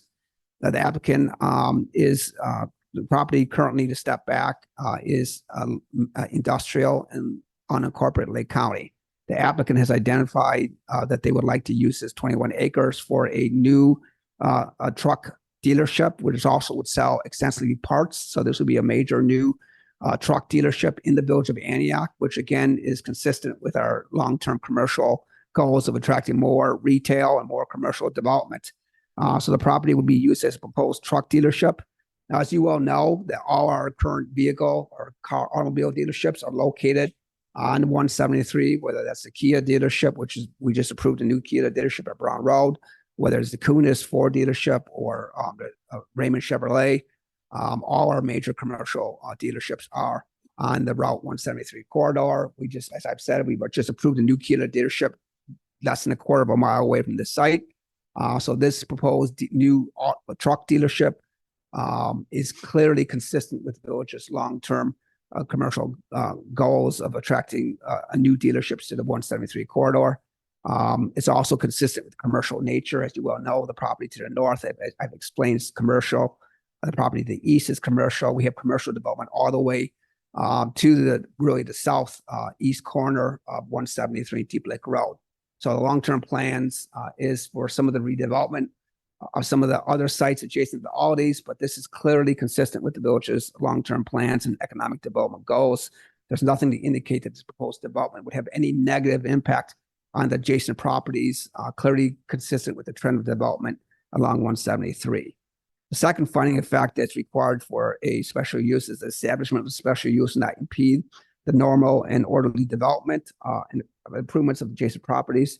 Again, this is clearly this proposed dealership and converting this property from what was basically a waste management storage facility to a new commercial enterprise with substantial potential sales tax revenue. Is clearly consistent with our land use plans. The proposed 23,600 square foot building would be converted into a new dealership. The balance of the property would be used for either truck inventory storage or truck displays of the applicant's new trucks and some used trucks. Also, the applicant has identified, they'll walk you through their PowerPoint presentation, also has an extensive parts business. So much of the 23,000 square foot building that currently exists of this proposed site would be used for parts sales. So we are recommending that the applicant has met the required findings of fact for special use. The third aspect of this is rezoning. As you all know, the property is currently zoned industrial in unincorporated Lake County. Now, the applicant is leasing the property. The staff has had discussions with the owner of the property because we have been focused on, again, annexing this property consistent with our long-term goals. The one aspect is the owner has reiterated that it's critically important that the property be maintained zoning-wise as industrial. And based on that fact, the applicant is proposing that the property be zoned M2. So what we're proposing is M2 zoning for this property, and the PUD modifications of the PUD would allow the truck dealership truck sales as part of the zoning classification. As you well know, there are 5 findings of facts that are required for a rezoning. So I'm going to very briefly go through each one and also allow the applicant and their development team to walk you through the findings. But the proposed first aspects of the amendment promotes the public health, safety, and comfort, convenience, and general welfare. Again, as I've already identified, this proposed commercial business in a manufacturing 2 district is consistent with the village's comp plan. We have identified this property to be used for commercial uses. It's clearly being proposed for a commercial truck dealership, so that's consistent with the village's long-term comp plan and development plans. While the property is being proposed to be M2 because the current zoning is industrial, with the proposed PUD, the proposed dealership would be a modified part of a PUD, but would be consistent with the requested M2 zoning. The number second finding of facts, the trend of development in the area of subject property is consistent with the requested development amendments. Again, I've already identified that we have clearly are promoting or recruiting new commercial development to Route 173 corridor. This would be a new major development from a commercial perspective to the village's corridor and clearly consistent with our economic development plans, our comp plan, and land use plans. The third finding of fact that's required for rezoning is the requested zoning classification permits uses which are more suitable than the permitted under the existing zoning classification. As I've identified, this property was previously used as a waste management, truck distribution, warehousing, storage of garbage trucks. So clearly, staff really believes that the requested commercial conversion of this property to a truck dealership with the ancillary potential sales tax revenue opportunities is clearly a much more appropriate use and beneficial for the village compared to the previous unincorporated storage of garbage trucks. So it's consistent with our long-term plans. And finally, the property cannot yield a reasonable use if permitted only under the conditions allowed under the existing zoning classifications. Well, clearly, if we only allow industrial uses, it would not be consistent with the village's long-term plans. It would not be consistent with the commercial nature of the 173 corridor. So we do support and believe that the applicant has met this finding of fact for this proposal. Now, one of the critical aspects of this applicant, and the applicant will allow you to walk you through this, but the applicant is generally proposing to really reuse this building. They're not proposing a construction of a new structure. They're simply basically proposing adaptive reuse of an existing site. So I'll walk you through some of the very small modifications, but they're requesting as part of the site plan review to basically use this site generally in its current conditions. So they are proposing to make a number of small improvements. There, as you well know, I can walk you through this area. As you can see, there is an existing parking lots to the east and west, which are adjacent to Route 173. There are access points to each of these parking lots on the east and west side of the existing 23,600 square foot building. Those parking lots would obviously be maintained. The applicant is proposing to make some small repairs and to basically clean up those existing parking lots. As you can see, behind this proposed existing structure, there's a large parking field area, which was previously used by Waste Management for the storage of actually garbage trucks. The applicant is proposing to use that area for the storage of their inventory. They would have a substantial inventory of trucks, both new and used. So that area behind there would generally be used for existing inventory. Obviously, this is unlike a car dealership. This is truly a destination place. As you well know, a truck dealership is truly a niche retail commercial market. So you would not see maybe the same type of inventory along 173 that you would see at Raymond Chevrolet or Cooters Ford. So whatever inventory will be placed on the parking areas adjacent to 173, in all probably will be much more limited. I'm going to allow the applicant to kind of walk you through what their long-term conception is as it relates to displaying inventory. The existing warehouse in the building, parts of that will be used for, again, storing the actual truck inventory, or almost like a showroom for the actual new trucks. As it relates to parking, this proposed, based on our analysis, there'd be one space per 300 square feet of warehouse based on approximately 6,000 feet, measuring the existing space which would be used for a showroom. There would be a requirement for 18 spaces. You can see, obviously, this area was mostly parking, so there's ample parking for any parking of inventory, but also there's dedicated parking spaces adjacent to the existing building for employees. So staff believes that the applicant has complied with the village's parking requirements. As it relates to lighting for metrics, the applicant's simply proposing to reuse existing lighting standards. They're not proposing any new lighting standards in the existing parking lot. So we did not request them to submit a photometric analysis because no new lighting standards are being proposed. With regards to site changes, staff has been working with the applicant. We believe there's an opportunity to work with the applicant to add some additional landscaping along the existing buffer area between I would say, there's the northern parking lots adjacent to the existing building, and Route 173 corridor. There's existing approximately somewhere between an 8 to 10 foot buffer area, which is basically landscapes adjacent to the utility lines. We think there's an opportunity to add some landscaping to that area to soften the overall plan. I can show you. This is existing building, which is heavily landscaped in front. Or if you look at this paving area, you can see this is looking west towards the existing building. This parking lot here is again looking south. There's an additional perimeter fence. So we think there's an opportunity to add some landscaping along 173 to provide the softening of the overall site. There is a lot of asphalt on this site. And we also think there's an opportunity to maybe work with the applicant and add some landscaping along the perimeter fence area. There's a screening fence, as you can see. I think there's an opportunity to add some landscaping there to soften the site.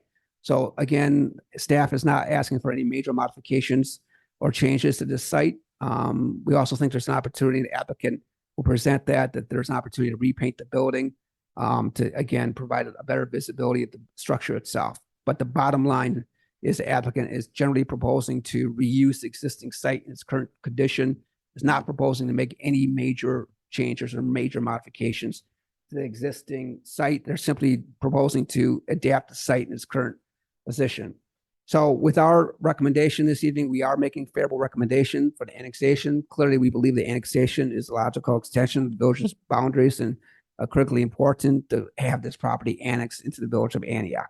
Secondly, we believe that the applicant has complied with the required findings of fact for a special use for the planned unit development, which will allow for the truck dealership.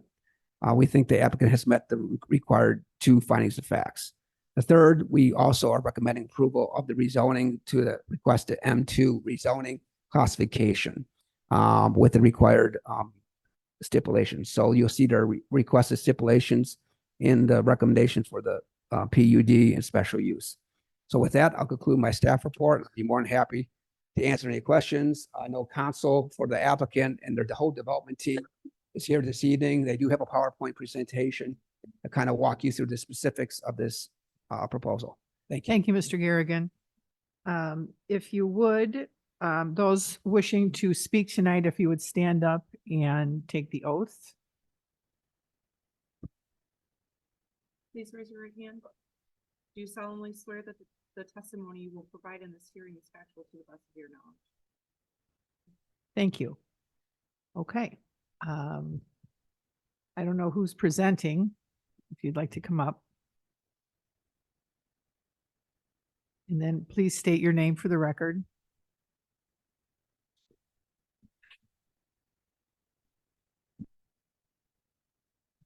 Good evening. My name is Brendan Penny. I'm the attorney for the applicant this evening from the law office of Meltzer, Pertil and Stell. My office is downtown at 125 South Wacker Drive.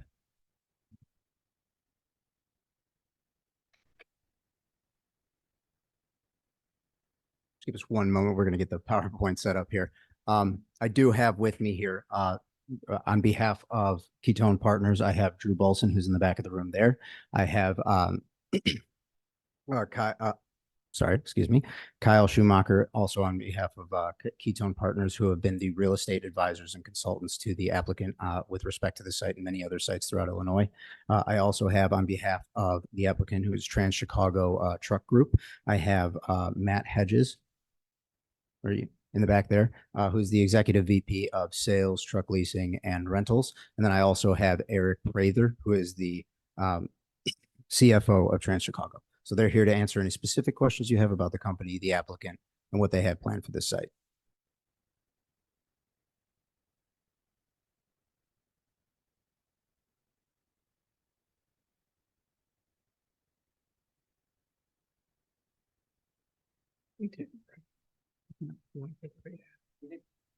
Excuse me, the commissioners are asking for a 5-minute break.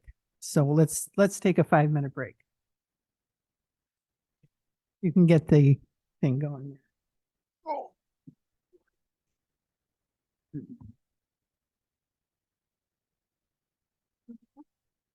The mandate.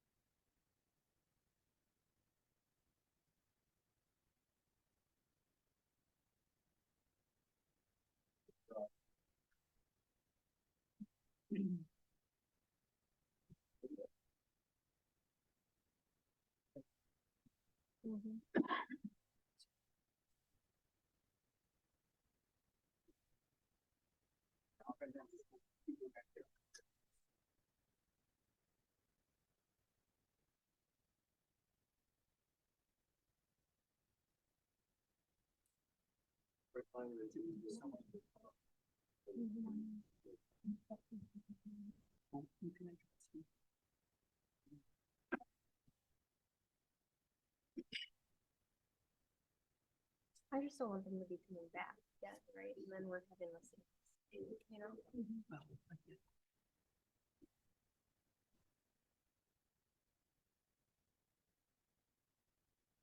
Yeah, I understand the process. I didn't know that we could request that, right? Like, I thought that was something we could ask for.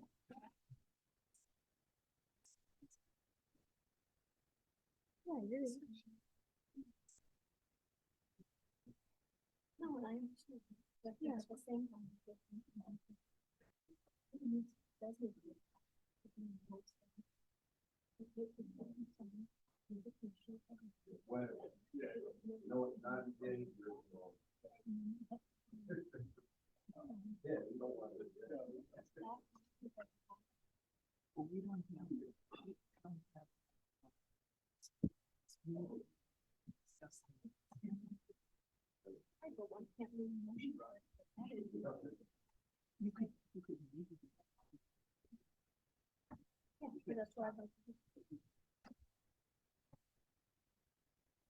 I don't think you have to do a motion. You can just make a note that you'd like it added to a future agenda.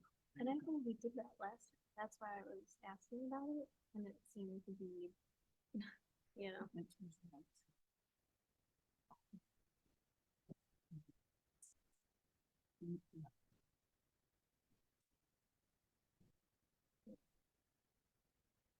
Yeah.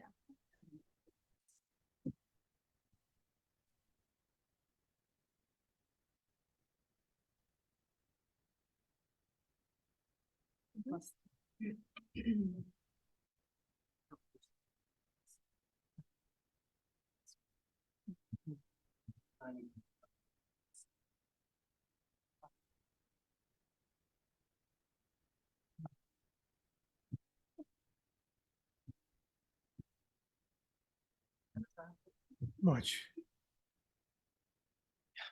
I drove all, you drove all. Are we ready to go? Is everybody here? Is Michael here? He's there? Okay. You just, Michael's not here. yeah, when. You went to the washroom. Oh, you know, that's got. Okay.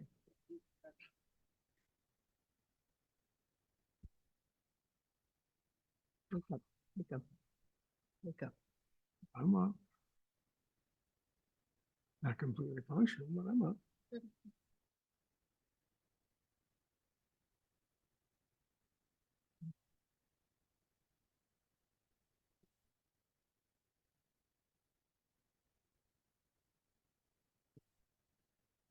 You're not. You're not, you're fine. Don't worry.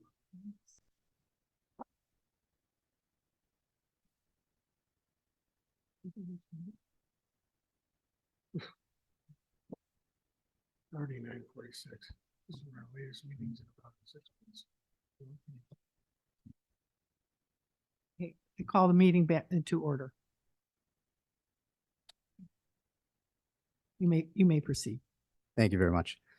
Again, I think Michael did a splendid job of introducing this project, so I'll try not to reiterate too much. I'll just give a brief overview of the site and what the applicant is planning to do here.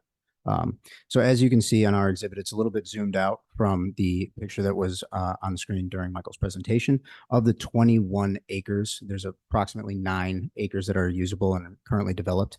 And it's those 9 acres that Trans Chicago is proposing to occupy and repurpose. That building is, the current structure that exists on site is already equipped with 16 drive-in doors and a clear height that varies from 16 to 30 feet, which is suitable for the purposes that are being proposed here today.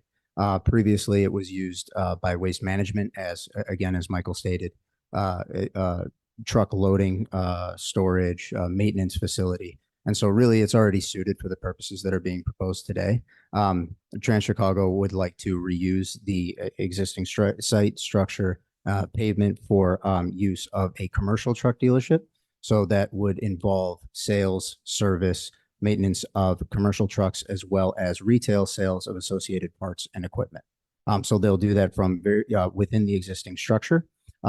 Prior to this evening, the applicant entered into a lease agreement with the property owner, as again you heard from Michael. That initial lease term is a 3-year period with an option to purchase, as well as options to extend later on if Trans Chicago does find a suitable home in the village of Antioch. I'd just like to briefly revisit the requests that are before the board this evening. First is the annexation of the property, which, as Michael referenced extensively throughout his presentation, is contiguous on multiple sides with the village. It's really in the center of the property that's already been incorporated into the village of Antioch. It's surrounded, essentially on all 4 sides by, current property that exists in the village. And we're also requesting, and these 2 requests kind of go hand in hand. We are requesting to rezone the property to M2, the manufacturing, as well as requesting approval for a special use permit for a new plan development with certain modifications, exceptions, deviations from relevant provisions of the zoning ordinance to accommodate the specific use that is being proposed by Trans Chicago. Now, I want to highlight that middle portion of that paragraph there being the modifications and deviations. Our request for an M2 designation is really twofold. The first being, of course, that the property owner, in the event that Trans Chicago does not purchase the building or does not elect to extend its lease in accordance with, with its rights to do so, the property owner believes that the most beneficial use in the long term for the property, at least for his uses, and for various reasons, is to continue to keep the property zoned industrial. So in an effort to accommodate that, we worked with village staff to find a workable solution that would allow it to retain an industrial or manufacturing zoning designation while also incorporating our use. Now, the second component to that is that, upon review of Antioch's zoning ordinance, we didn't really feel that the use that's being proposed here, being that it is commercial trucks and there's an outdoor storage component to those commercial trucks, fit neatly within the zoning ordinance. So this allowed the village the flexibility to grant this particular use without, jumping through too many hoops and making too many accommodations for our requests. And then that way it would be tailored to the use that we're proposing before you today. So with that, and you'll likely hear from me again in a few minutes down the line as I wrap up, but I'd like to pass it to Kyle Schumacher, who's going to walk you through the specifics of Trans Chicago, their history, and what they're proposing for this site. Thank you.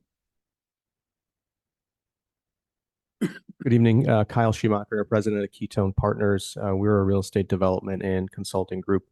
We've been working with Trans Chicago for about 2 years on several locations throughout the Chicago metro area. Trans Chicago is a franchised Freightliner, Isuzu, and Western Star truck dealer. So these are commercial vehicles, box trucks, semis. Most of their business is business to business. You will not see consumers coming here on a Saturday to kick the tires and buy a $300,000 or $400,000 truck. The dealership itself is made up of 4 components. First is an office component. Second would be parts retail. Third is parts storage and distribution. And then the fourth is their maintenance and service department. They've been around since 1982. They plan, if accepted to the village of Antioch, that they would bring 30 jobs to start with.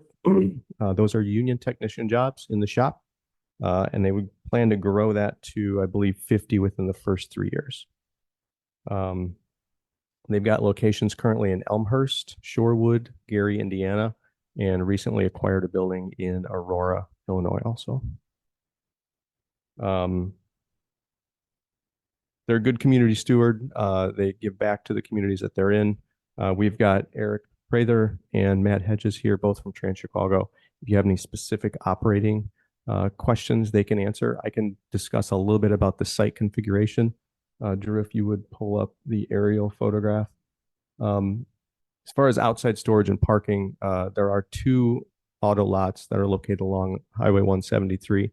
The west lot would be used for customer pickup of parts, which is a small percentage of the parts they do sell are picked up by a customer. The majority of those purchases of parts are delivered by one of Trans Chicago's vehicles or a customer vehicle.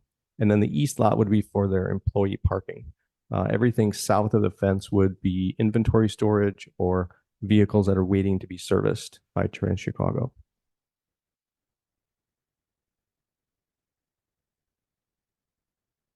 I think with that, I can conclude my section. Happy to answer any questions.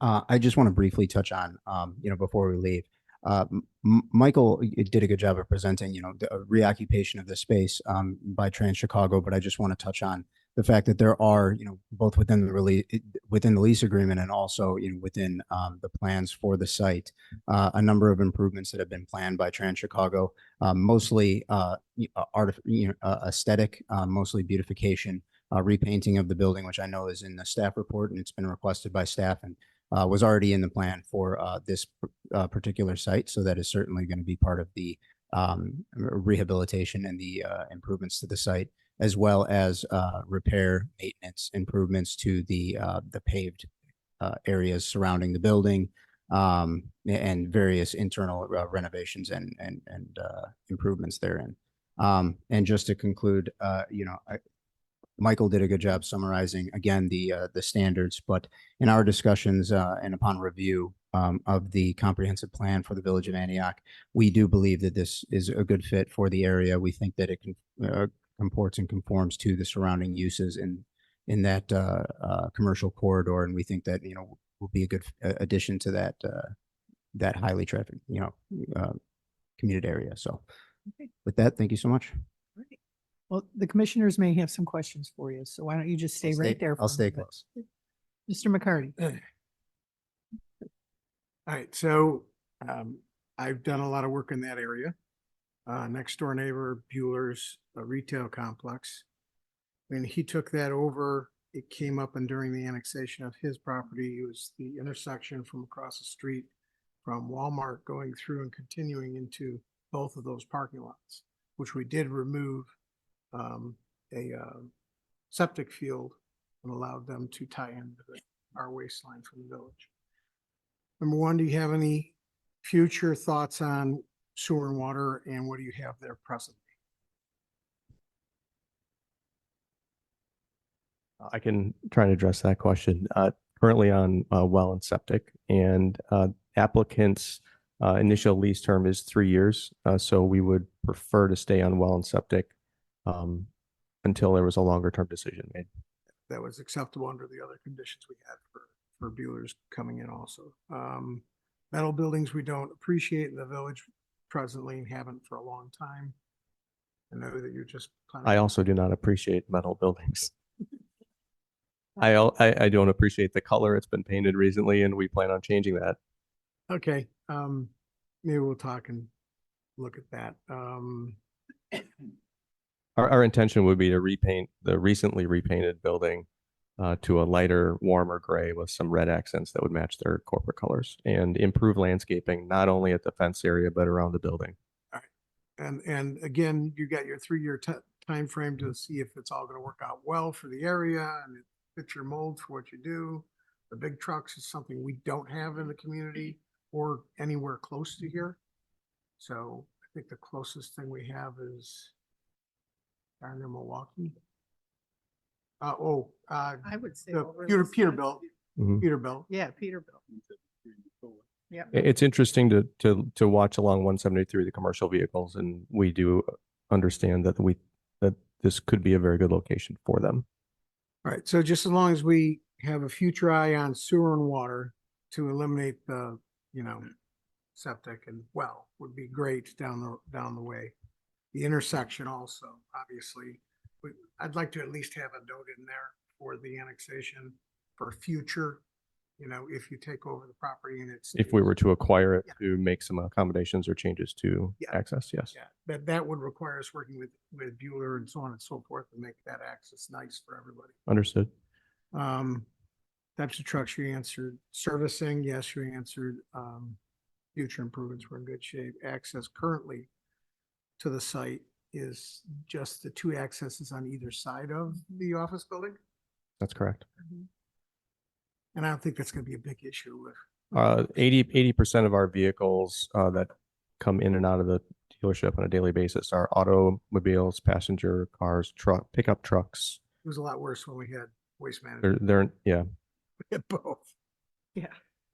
And then the lighting. I mean, if you acquire the place, obviously we got to improve the lighting. And do we hit the standards for our photometrics with what they have there presently at all? I can maybe answer that.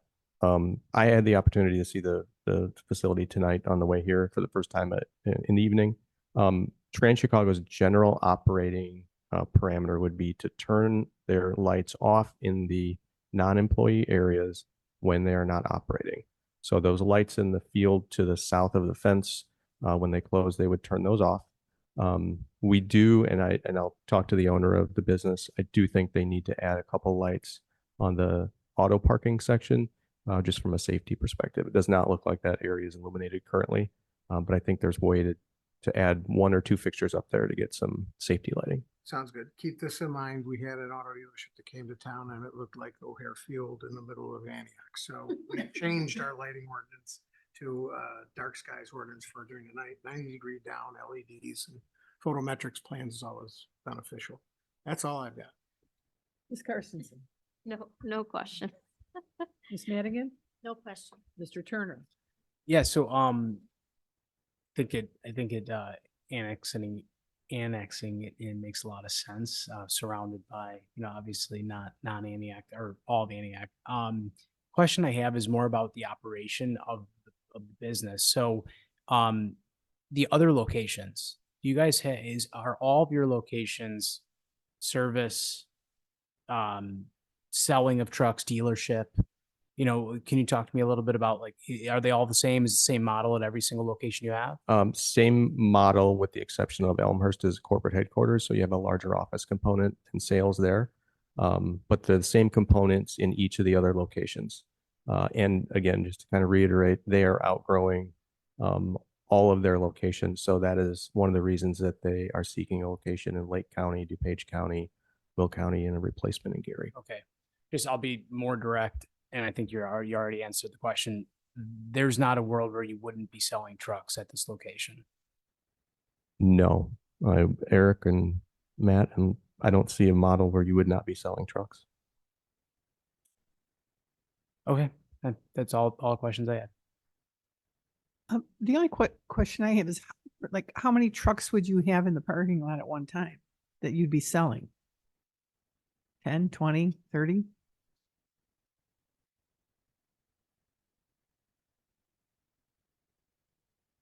Matt Hedges, Vice President of Sales. Great question. During COVID, we really got into a allocation perspective. We're shortage of cars, shortage of trucks. For trucks, we're still in that process. We don't stock more than usually 10 trucks at a location, varying from semi trucks to chassis, things like that. So usually not a lot. During normal times too, we don't generally stock a lot there. We have another holding lot in Gary, Indiana. We store 90% of our trucks that are coming in for customers or for stock. Okay. All right. Thank you. Please do. For point of clarification, you will see product in their lot south of the fence, and those are customer vehicles that are generally waiting to be serviced. Okay. And those services are not usually a quick oil change where they pull the truck up, or they bring it in and they bring it back out. A lot of the service happens over a 3-day period or a 2-week period. So they have to have that stock sitting there waiting to be serviced until they can pull it in and get the parts. Okay. So So the you could have new- 10 new vehicles, and then you could have the trucks that are being serviced and you Correct, never or know waiting how for many that'll parts, be. right. Okay. Okay. All right. Thank you. Are there any other questions from the commissioners? Okay. Well, with that, I think we might be ready for some motions. Yeah, and again, I would think it would be appropriate to take each request in a separate motion. I'll make a recommendation for PCV 23-25, consideration of annexation, rezoning, and special use for the PUD for the property commonly known as 22333 and 22275 West Illinois Route 173, PIN number 0216400002 and PIN number 0216400008, separating the motion to the annexation at this time. A second. Okay. McCarty, Yes. Carstensen. Yes. Madigan, Yes. Turner. Yes. Henning. Yes. Okay. Keep going, Mr. Make a motion to approve PZB 23-25 for rezoning to M2.